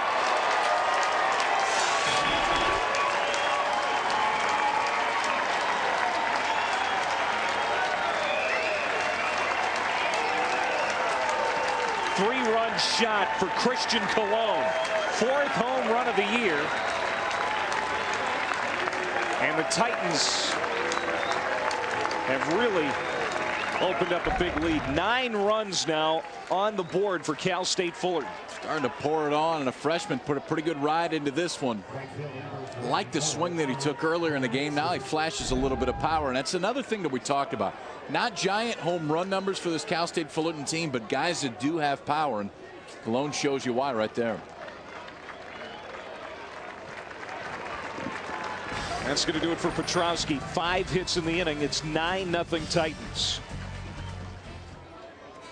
6'1", 180-pound junior out of Allentown, Pennsylvania.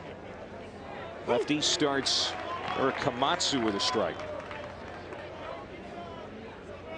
Komatsu 0 for 1 with a couple of walks.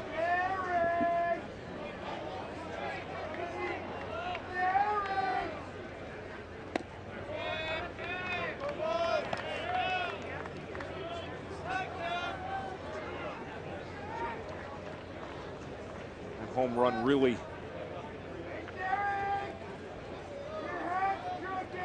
taking the momentum and putting it in a safe basically for Cal State Fullerton. Up to that point, it was still a game where anything could happen. It was close enough, but that 3-run homer really has changed the complexion of this game for the rest of the night, it appears. Well, and it gives him a big advantage too on the mound. And that's what we were talking about at the beginning. I mean, now you don't have to go to your top bullpen guys, or at least it doesn't look like you're going to have to. So for Fullerton, you can save everybody for tomorrow, whereas UCLA had to throw their closer in the game today. Didn't throw him a ton, but still had to throw their closer. But Fullerton have their ace and their entire bullpen ready to go tomorrow when they face the Bruins in the winner's bracket game. Out of the bullpen, Caldwell walks Eric Komatsu, the first hitter he faces. And how about Komatsu, his 3rd walk tonight? And now Jared Clark will come up as the Titans have sent 9 hitters to the plate here in the 5th.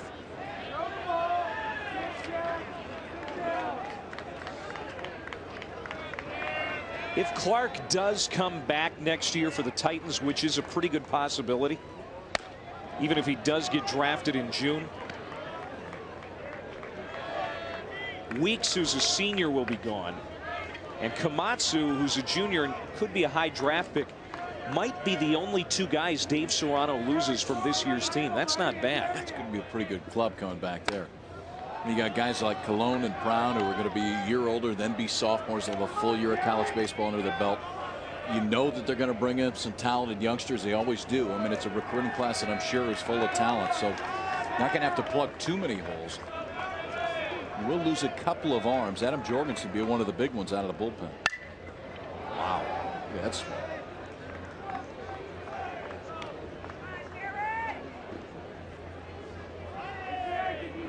hitters 1 through 4, where you might expect the offense to come from.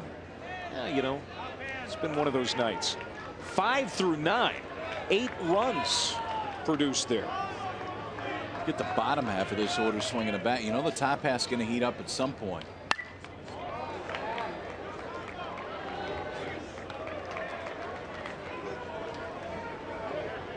Jared Clark, 6'4", 215-pound junior. Dave Serrano took him aside about 3 weeks ago and said, "You're the kind of guy that a team can ride during the postseason. I'd like to see you elevate your game just a little bit." And really, if you look at the numbers for Clark over the last few weeks, he's responded. And I think the key too with a guy like Clark is he's also the kind of leader that can do that. I mean, you want a guy in the middle lineup that swings the bat like Clark does, to be that guy that maybe you can ride during this time of the year. But you also want a guy that, from a mental standpoint, is the same way that Clark is. So it's a perfect setup for Dave Serrano to have him hit in the middle of the lineup and be the type of leader that he is. Full count. Komatsu will head back to first.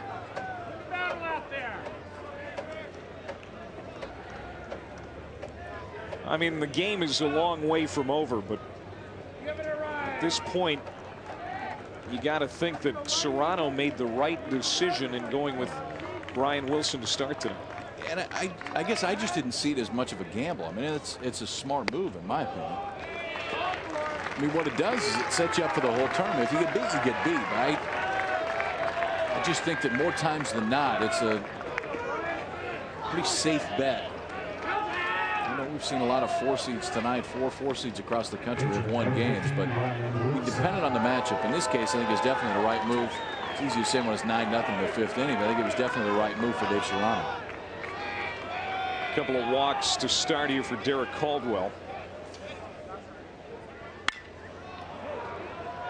To first, and Olsen will flip it over to Caldwell. His team is on top. Be comfortable too. 9-0 in the 6th. If you weren't orange, it's a good night. It's a good crowd here tonight. You're right, though. It'll be packed tomorrow. UCLA and Fullerton, a winner's bracket game. John Lacey then the top of the Ryder order. And Ryder came into this game tonight nothing to lose, and certainly at this point nothing to lose. Got to think that they're going to just, well, if they're free swinging against Brian Wilson, as Wilson has done well tonight, but he's now into his 6th inning of work. This is the longest appearance of his season. I got to think that fatigue at some point is going to become a factor. It will, and I think that, you know, the hard thing now too is up 9-0, the adrenaline that's there in a tight game isn't there anymore, and so you start to feel the fatigue just a little bit more. And you know, if you're Dave Serrano, you know what this game would be closer, obviously, but I mean, that's the one thing that you have to fear a little bit, is that you take your foot off the pedal just enough, because they'd love to see him go as deep into this game as he can. I don't think he's going to finish it, because he threw a lot of pitches in the first couple innings, even though he didn't give up any runs. But if you can get him into the 7th and 8th inning, then piece it together with a couple relievers to finish it, that's everything you could have ever asked out of Wilson today. Outside, he lost him. So Lacey, a leadoff walk here in the 6th, and we'll see if Ryder can do something with it as they turn the lineup over again. And here comes Jamie Hayes, 2 for 2 tonight, as looks like Cal State Fullerton is going to get that bullpen up.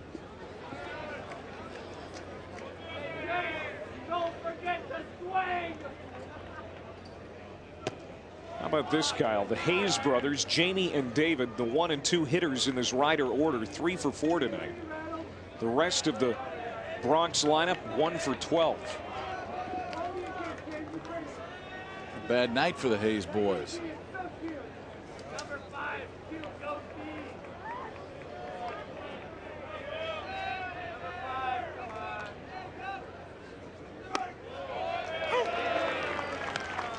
The more I watch Wilson, the more I think that he's probably going to get a chance to pitch some in pro ball, whether it's after this year or next year. I think I'd drop his arm angle.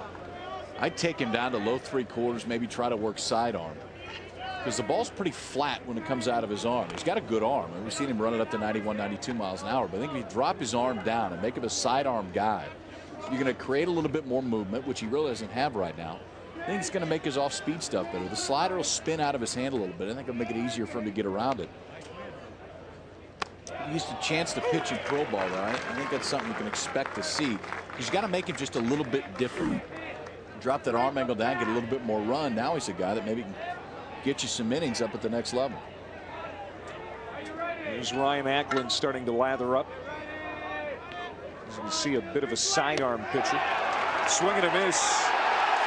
And a snap throw down to first, double play. Strike him out, throw him out. 2 down for Ryder here in the 6th. Tell you what, down 9 runs, that's not a spot you want to be in over at first base if you're lazy. Sometimes there's a time to take a chance, but this isn't it. This is the time to play station-to-station baseball. Takes the little extra secondary lead. I think he thought that ball had a chance to get by to catcher Garneau, but the minute it's fielded cleanly, pretty easy play. That glove's down just in time. Jared Clark pops the tag down for the 2nd out.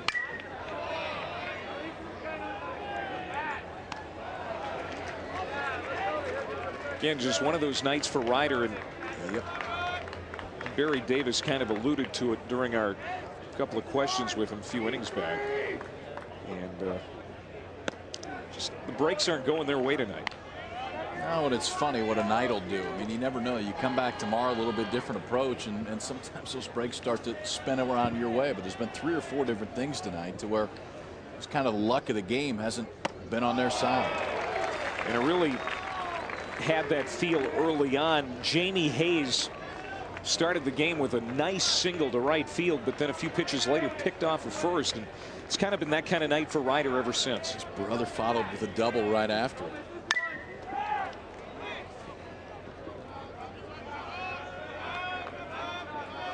Ryan Wilson making his first start of the season here tonight, and he has done everything that Dave Serrano could have asked for. He's at the 80 pitch plateau now. A lot of strikes tonight, and he stayed ahead of hitters. Absolutely. No, I mean, he has undoubtedly done his job. Called strike 3 on the outside corner. Back-to-back strikeouts for Wilson.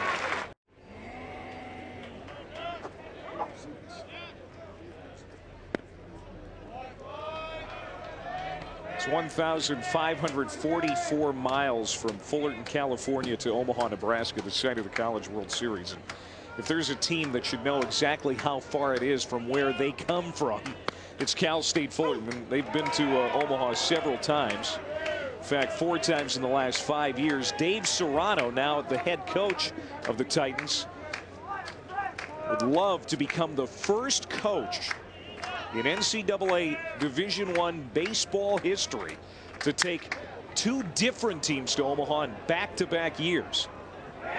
Nice play by the second baseman, but Sean Olson can't pick it at first. And Gary Brown's aboard to lead off the 6th. That would be quite an accomplishment. You go and do it at Irvine last year when really they surprised everybody. Went down and won a regional at Texas. Beat his old protege Augie Garrido, then wins a super regional at Wichita State. So they had to go on the road, and were basically on the road for 2 straight weeks. Now with a chance to potentially play at home all the way through until they would qualify for the series. So big advantage this year for Fullerton.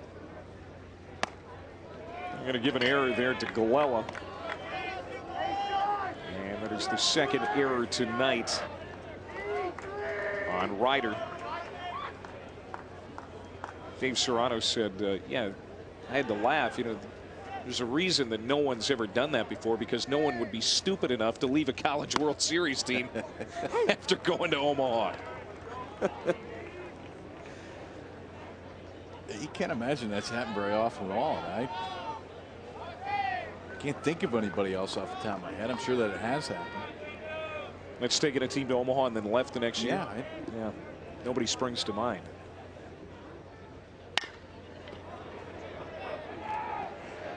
Boy, again, the breaks just not going Ryder's way. John Ralston, no play. Now first and second, nobody out for Fullerton. On the bottom half of this order, too, going back at it. I don't know. First play of the inning was called an error when Gary Brown was up, but this is another base hit by Weeks, and there's absolutely nothing Ralston could do right here, even if he wants to throw this ball to first. It's not hit hard enough. It forced him to go opposite glove side, so it's taking him away from first base. Sometimes it's just not your night. Those balls aren't hit right at people when you need them to be. So an error and a hit, and now Dustin Garno comes up. Good night for him at the plate. He's got a couple of hits, couple of runs scored, including a double.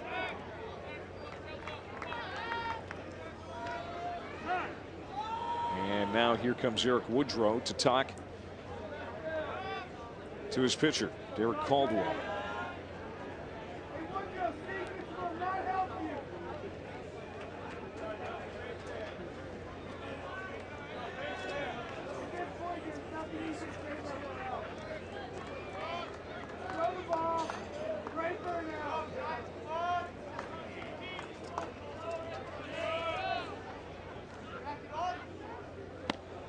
Down and in.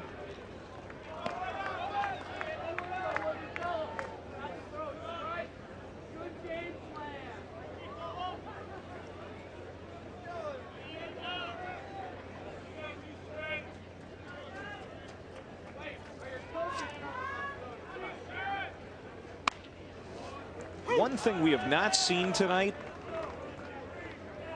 is a Cal State Fullerton player hit by a pitch. And that is odd, really. I don't think we've seen a stolen base either. You're right. No stolen bases for Fullerton. To center, coming on, Lacey. And he made the catch. That was a tough play for John Lacey. This time, though, it's in his glove, and the umpire saw it. Two pretty good breaks, and Lacey's made two pretty good plays. One was called a short hop the time before, and this time kind of froze the minute that the ball came off the bat, but a nice job to slide, keep his eye on that ball, and make the play.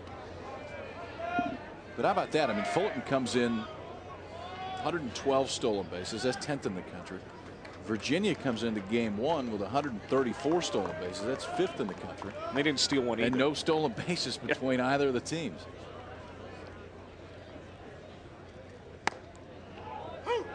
Fullerton has been hit by a pitch 105 times coming into tonight.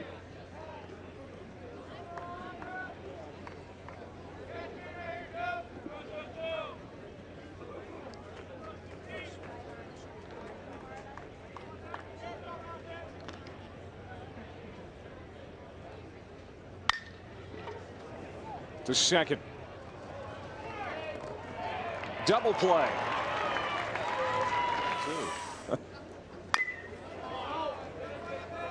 Sean Olsen, Mason Hine, and Mo Williams. 3, 4, and 5 to hit for Ryder. I think at this point now they hoping not to get shut out. They want to get something going offensively here. Try to build two moving in tomorrow. I mean, it is double elimination. And for Ryder to come in, if they just won one game, whether it's tonight or tomorrow, I mean, that's a big step for the program. Cologne throws out Sean Olsen. Quickly one down, and Brian Wilson continues to move right along. You got to remember, I mean, this is his first start of the entire year. A guy that had thrown 19 times out of the bullpen. Great changeup. He flashed a couple different times. Fastball's been real solid. About a play, no doubt at the right field. That gave Fullerton a 4-0 lead back in the 3rd inning. Kid has done absolutely everything he could have hoped, though. Pitches into the 7th inning. Still looks strong, too. And provided, you know, something drastic happens, or doesn't happen, I should say,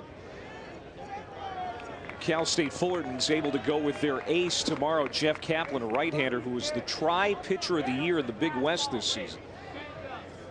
And it's just a great advantage going into Game 2 against UCLA. It's a huge advantage. Now you get your ace. You get your Saturday guy who's not pitched yet either. You got Corey Arbizo, who you can save for Game 3, whether you win or lose. You got Arbizo coming back in Game 3. So I mean, that's the biggest advantage of being a 1 seed, is sometimes you can do some things different on day 1 that is a 2 or a 3. You've got no choice. You got to throw your ace. There's Jeff Kaplan, and it's going to be interesting to see how he pitches tomorrow. Back to the mound, knocked down by Wilson. 2 down. He injured his eye this past Monday. Kaplan had a piece of metal in his eye. No idea how he got it in there. And he had to have surgery on Tuesday morning. They got the little piece of metal out of there. And yesterday he told us that it's really the first day since the surgery that he felt like he could see normally. And by the hour, it was getting better and better. So it'll be interesting to see how that might affect him tomorrow. Isn't that amazing? I mean, the guy had surgery on his eye a couple days ago. He can sit there, doesn't have to wear glasses, doesn't have to wear anything. Yeah. 3 or 4 days ago, he's under a knife on his eye. It's lucky that it was only what it was. Kaplan, the Friday night guy. Boy, he's had some big wins this year for Cal State Fullerton. And some big teams, Long Beach State, UC Irvine, San Diego State, beat Steven Strasburg of San Diego State. Strasburg's the guy that, you know, how many strike out in one game? 23. 23 in one game. Wow. So he's had some big wins this year, including a win over UCLA this year. So that bodes well for the Titans tomorrow. Well, you know, the Titans are against the Bruins this year. Yeah. Don't want to get ahead of ourselves, but things are looking good here tonight for Cal State Fullerton in the 7th. Mo Williams with 2 outs. Shallow center, and the second baseman, Scott, has it. 1-2-3 inning for Brian Wilson. I mean, I think that's about a 50-50 game. I know it's at Miami, but Kyle Gibson, the kid that's throwing from Missouri, is pretty darn good arm. I mean, a guy that next year is looked at to be a first-round draft pick. I mean, he's got a pretty good one of their own. They got a freshman heading out there. That's 11-0, and that'll be a great matchup in Coral Gables. Here's Josh Fellhauer leading off for the Titans in the 7th. Believe it or not, the only Cal State Fullerton player not to reach base here tonight.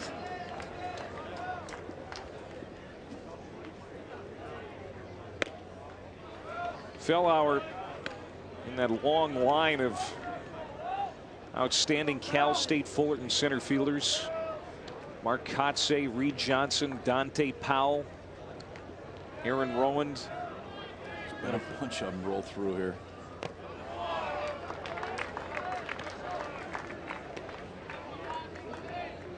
Fellhauer played left field last year.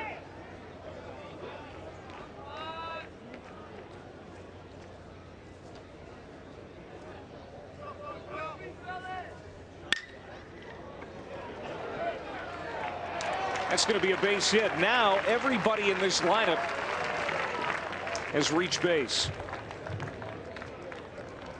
And that is hit number 13 for Cal State Fullerton tonight. You know, it's such a simple approach. You know, it's not nearly as easy to do as we see out of these Cal State Fullerton hitters. But it's trying to hit the ball on the ground with some authority, force the defense to make a play. We've seen them lay the bunts down, but it's, I mean, the approach that they use offensively is not terribly complicated. It's just not easy to execute, and so often this offense makes it look a lot easier than it is. Colon up for the first time since that big 3-run home run in the 5th inning. He's got 5 driven in tonight.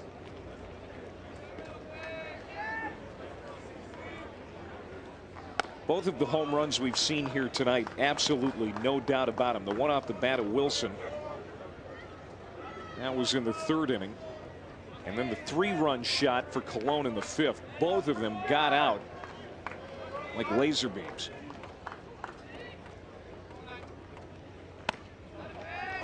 Is this a good home run park? I don't even know.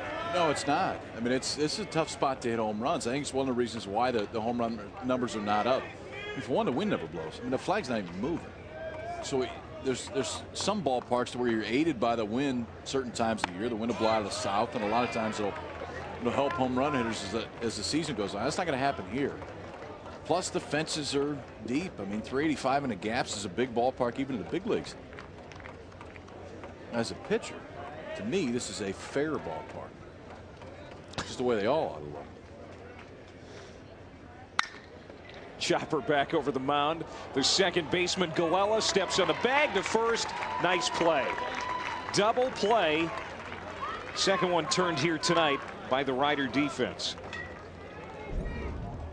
Perfect spot to be playing at double play depth, pinched in towards the bases, and this is the reason why. So it's a little bit easier to turn that double play with a ball up the middle. And that's not an easy play either. Galella has to go back, get this one with the backhand, gets that nice little short hop, and has plenty of time to double off Colon over at first. So 2 outs for Eric Komatsu. He's been to the plate 4 times, 0 for 1 with 3 walks.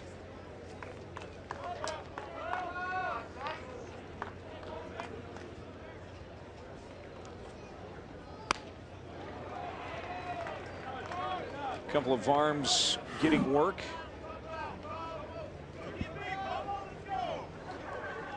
That's Michael Morrison, the right-hander, 26. And Doval, the left-hander, also getting some work for the Titans. Cal State Fullerton, we've talked about their small ball approach and how effective and good they are at executing. They've had a 5-run inning here tonight, and they've scored 4 or more runs in an inning 21 times this year. So, I mean, they can put big numbers up, too. Yeah, that's. Komatsu walking it off. Stings. Getting down towards the end of this one, you just want to get out of it. Nobody get hurt. Fouls the ball off his instep. That's going to. Yeah, that's a guy you can ill afford to lose. You can walk all you want to. I mean, that one just hurts.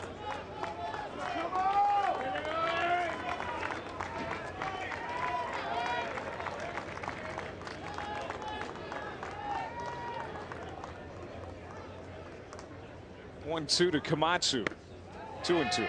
Now, when we were talking with Dave Serrano yesterday, he said that Komatsu has a swing that is uphill. It's just tailored to hit the ball out.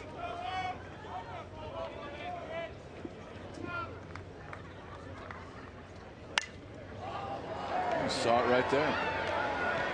Spins it out of play. Back over the backstop. Here's another look from the side view. Just watch the approach right here and where he goes. Watch the back shoulder. Back shoulder goes down a little bit, and that's where you see the finish. The swing looks a little bit. Remember Jeff Jenkins? Still playing the big leagues with the Phillies. Jenkins had a big swing, a big uppercut swing. Another great number 44 over the years. Reggie Jackson had quite an uppercut. If you've got some power, it's obviously a heck of an approach. Komatsu has that. With a swing like that, you would think that strikeouts might be a problem, but his strikeout numbers aren't bad. 22 coming into the night in well over 200 at bats. Hit well to center. Backing off Lacey. Right out in front of the warning track. Komatsu puts a charge into it. And what a night for Brian Wilson, making his first start of the year. The junior has been outstanding. Now to face Ryder here in the 8th. He'll see Ralston, Galella, and Woodrow. 6, 7, 8. Thank you. Ralston 0 for 2 so far tonight.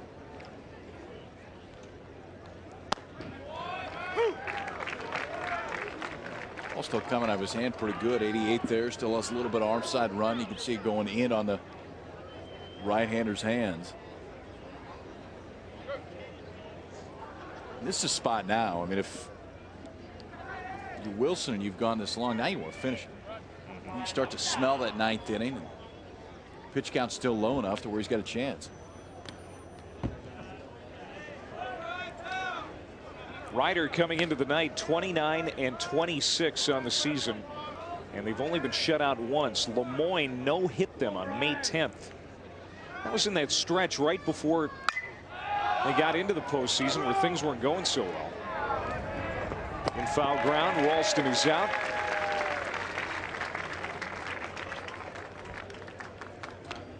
I know it's been a tough night too. I mean, it's obviously the way that Ryder would have come out and start this tournament, but it's been a great run just to get to this point. You know, qualify for the NCAA tournament, to host the MAC tournament in Trenton, real near their campus, and have a chance to come out tomorrow. You never know. Tomorrow's a new day. I like the way they swung the bats in the first couple innings. Maybe taking some pretty good swings. Sharp foul off the bat of Steve Galella. 1 strike. Galella 0 for 2 tonight. You know, we were talking with Barry Davis, the Ryder head coach, and it's been an interesting year talking with coaches in general about the start date. The new start date in college baseball this season was February 21st, I believe. And depending on who you talk to, they either love it or hate it. Usually, yeah. Barry Davis liked it. It's usually totally dependent upon where the school is. The schools up north, the coaches tend to like it. The schools down south, they don't like it quite as much. We talked to Augie Garrido in early April, and he was not too fired up about it. But then we talk with folks at Notre Dame or St. John's, Ryder. They all think it's a good move. Swing and a miss. Galella's down. Two outs here in the 8th for Ryder. Pontiac game-changing performance, and how about our game-changing performer, Brian Wilson? Not only has he made his first start of the season in one of the most important games of the year for the Titans and pitched extremely well, but he had a home run to lead off the third inning and make it a 4-0 lead for Cal State Fullerton.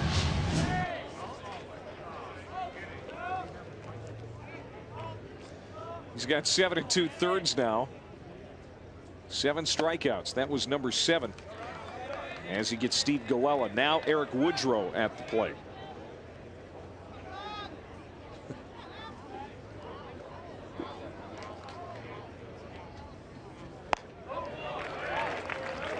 Do I go there?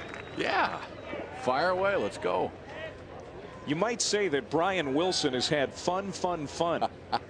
Since we're in Southern California, we thought we'd make a Brian Wilson Beach Boys reference.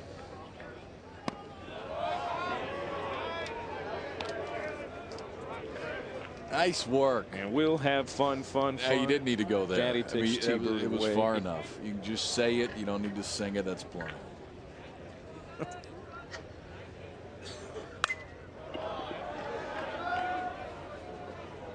We've had a good night. We've talked about a lot of things.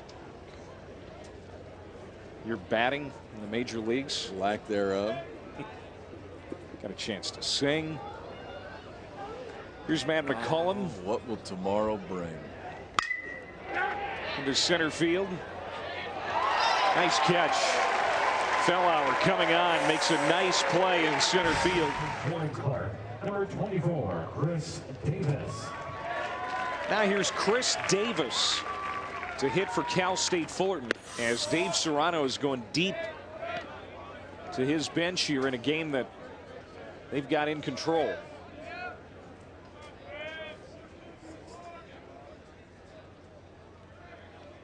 Chris Davis, 261 hitter. 4 home runs, 19 runs batted in.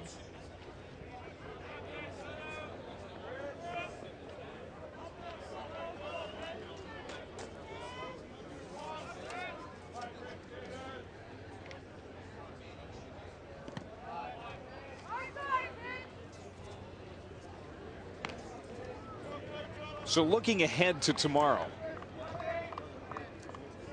barring something amazing happening here in the 9th inning, it'll be UCLA and Cal State Fullerton. UCLA the 2 seed in this regional.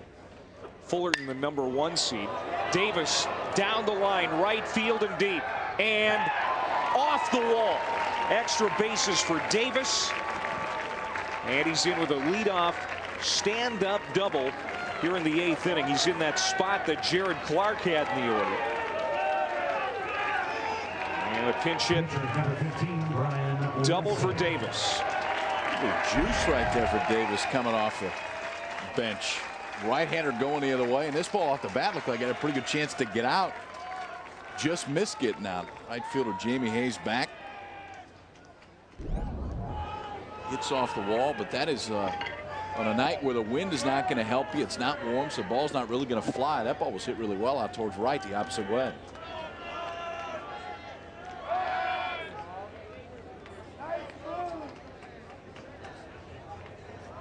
Brian Wilson 1 for 4 tonight with a home run.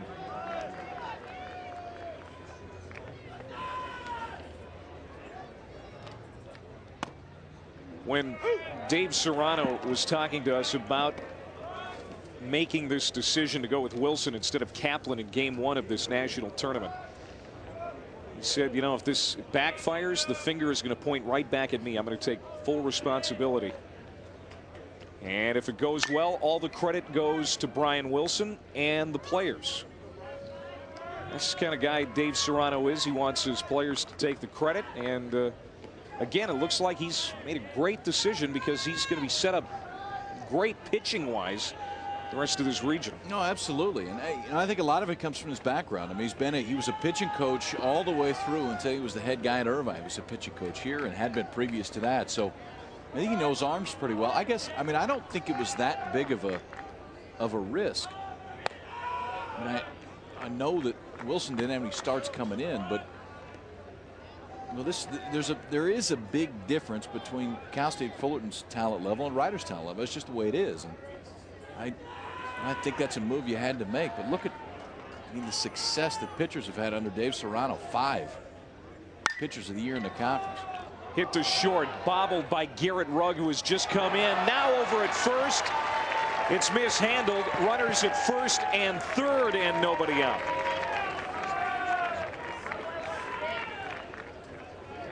McCullough couldn't handle that play over at first base.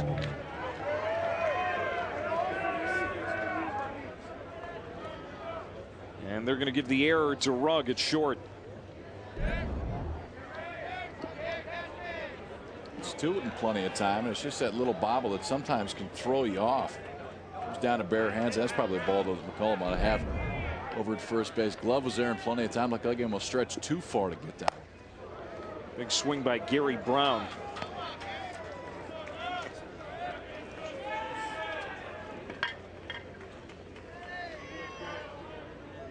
Brown, a couple of hits, a couple of runs scored.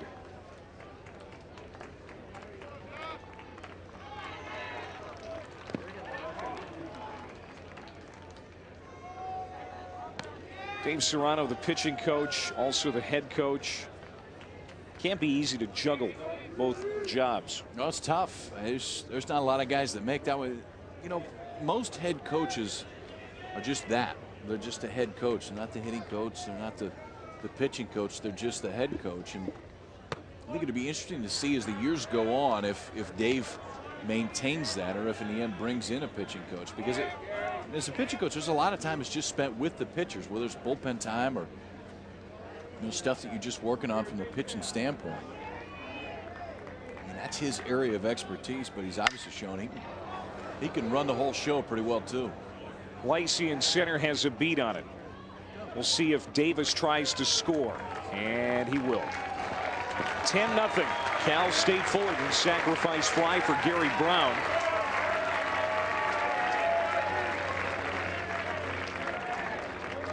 Third baseman, number 25, Joel Weeks. And there's one down for Joel Weeks.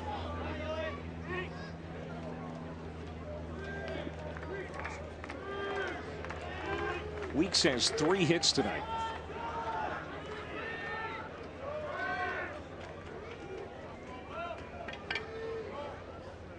Serrano told us that Weeks might be the most well-rounded baseball player the Titans have.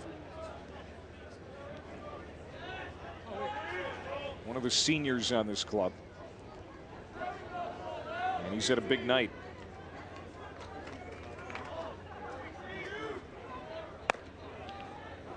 That's 6, 7, 8, 9. Brown has 2 hits. Weeks has 3. Garno has 2 hits. Scott has 2 hits. It's a pretty good recipe. You get 6, 7, 8, and 9 combined for 9 hits. Top of the order, saving it for tomorrow. No matter how. Don't use them all up at once. There's no reason to. 14 hits now for Cal State Fullerton. No errors either. It's kind of their calling card. Solid defense. We've seen a couple of balls get out of this ballpark tonight for Cal State Fullerton, but they get it the old-fashioned way. They move runners around station to station. A lot of base hits. Get them on, get them over, get them in. That guy's one of the big reasons they have come in tonight. 5 RBIs for the freshman Cologne. Going the other way, Joel Weeks into left field, and he now has 4 hits on the night. So Cal State Fullerton likely to move on to take on UCLA. They've got to take care of Ryder in the top of the 9th before we can make that official. And Ryder would play Virginia tomorrow afternoon, 7 Eastern time in the losers bracket game. You're going to see both of those games tomorrow here on ESPNU. And of course, tomorrow in that first game of the day, it's an elimination game. Loser goes home. Virginia played good baseball today. They did. They had a good battle with UCLA, came back to tie it up at 2 late in that contest, and then UCLA scored 1 in the 9th, bottom of the 9th, to win it. It wasn't the way that game should have ended. I mean, for everything that had gone up to that point, a ball to get lost in the sun over at first base of all places. And if you're UCLA, you'll take it any way you can get it, but it's just not the way you want to see a game like that end, where both clubs really fought the whole game.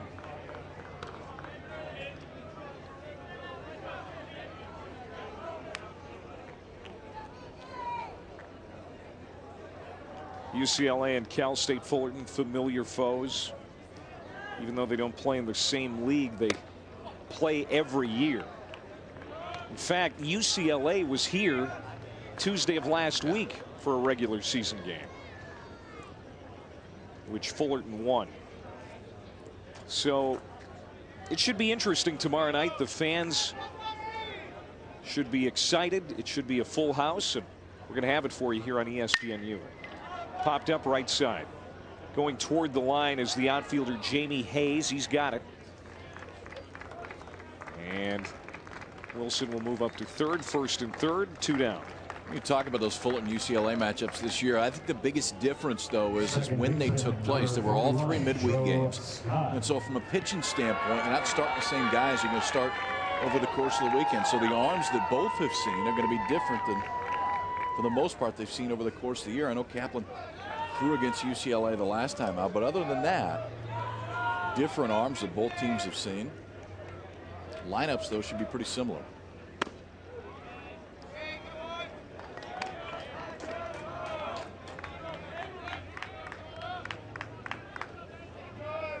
Two for 4 night for Joe Scott. A couple of runs scored.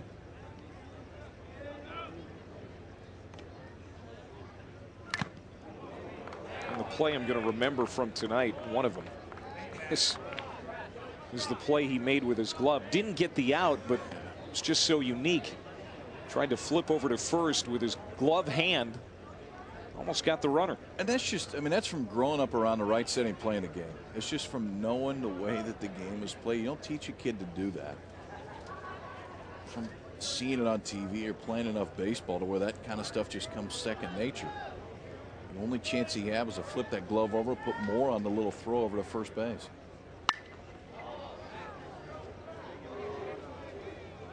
They consider Scott a defensive specialist. That's what they call him. He's got a 283 average coming into the night, at least he did, and that's very respectable, but known for his defense.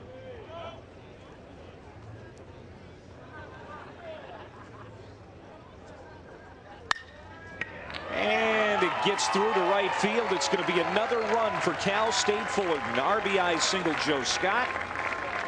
His 3rd run batted in here tonight. And it's 11-0. Again, the approach stays the same. I mean, that's the one thing that's held consistent the entire game, and really every game you watch for this Fullerton team. They don't try to do too much at the plate. This time for Scott, sees there's a hole on the right side, gets a ball that he can handle, and it's a very simple approach. Let the ball travel, let it get deep. If the ball's out of way, you see the hole out towards right center field. It's it right past the second baseman and the first baseman. Here's Josh Fellhauer now, the top of the Cal State Fullerton order. He takes a strike.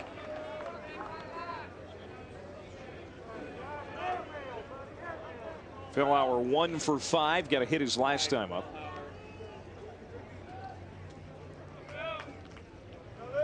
Sixth time now. We're starting through the Cal State Fullerton order. It's been that kind of night for the Titans.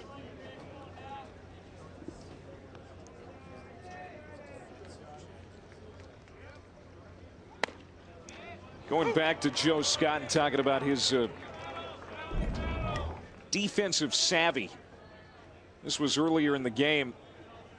I mean, it looks real innocuous when he watches the first time, but I mean, he gloves it normally when he comes in and flips it over. And it's the only way he's going to get enough on that throw over to first base to even have any chance to get the base runner. It looks really simple. If you watched it the first time, you might not even noticed it, but it's that kind of stuff that as a head coach, you love to have guys like that in the lineup, because you know that you don't have to constantly remind them of situations and everything else that's going on over the course of the game. That's just knowing the game, knowing the situation, and knowing the little nuances that can really make a difference.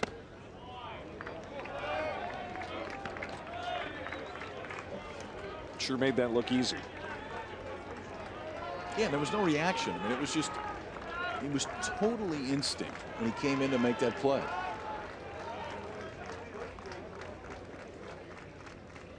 Two to Fellauer. Big swing and a miss. Strikeout for Cal State Fullerton, as Brian White will try to finish this one without any help. Quite a day. I think best case scenario at the beginning of the day, Dave Serrano's probably saying, you know what, if I can get 6 out of him, ideally 7 out of him, that's plenty. I don't think we get any more. Now he's got a chance to finish this thing off and save that entire Cal State Fullerton pitching staff for the rest of this regional. When you consider how the night started for Wilson, you know, it's kind of ticklish. First 2 hitters gave up a hit and then a double. But Wilson has not allowed a hit since the 3rd inning. He's faced the minimum over the last 5.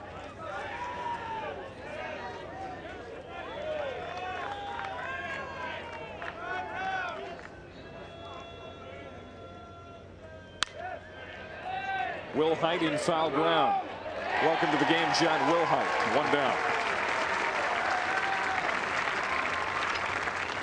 Ryder has had 6 base runners tonight, and of those 6 base runners, 2 were picked off and 2 were eliminated on double plays.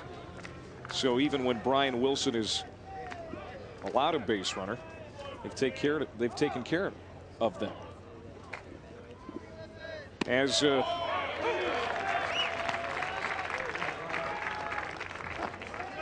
Cal State Fullerton's bullpen is active just in case.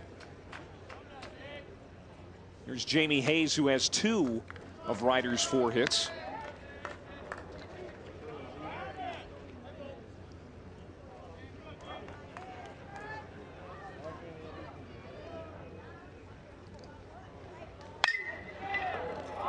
What a play by Wilhite, covering Wilson.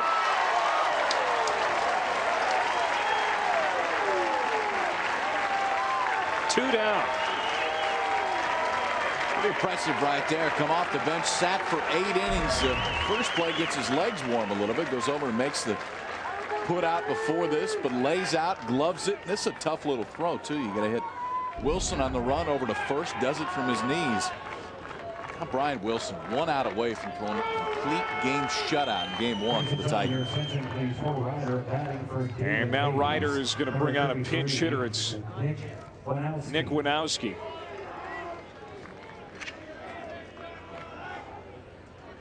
And he is the last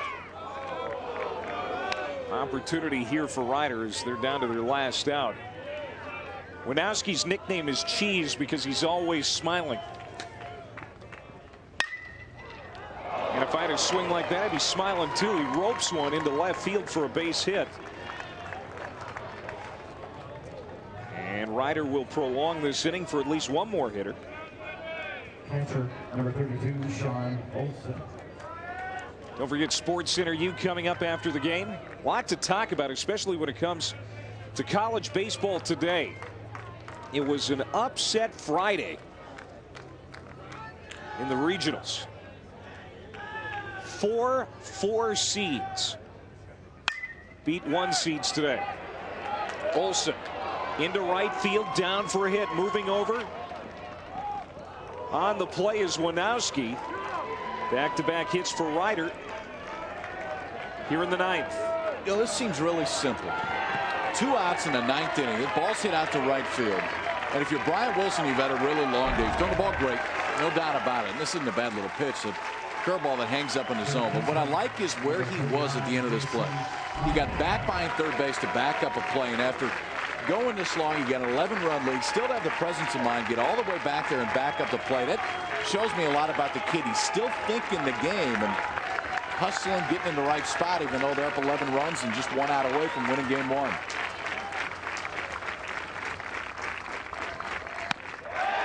Swing and a miss by Mason Hine. Hine 0 for 2, hit by a pitch in the 4th. Cal State Fullerton ready to take on UCLA with a win here tonight. Now the Rider Broncs down to their last strike. Crowd comes to its feet. What a night for Brian Wilson. Trying to preserve a complete game shutout. Got him! Complete game shutout for Brian Wilson in his first start of the year as Cal State Fullerton takes care of Rider 11-0. They will meet UCLA tomorrow night in the winner's bracket.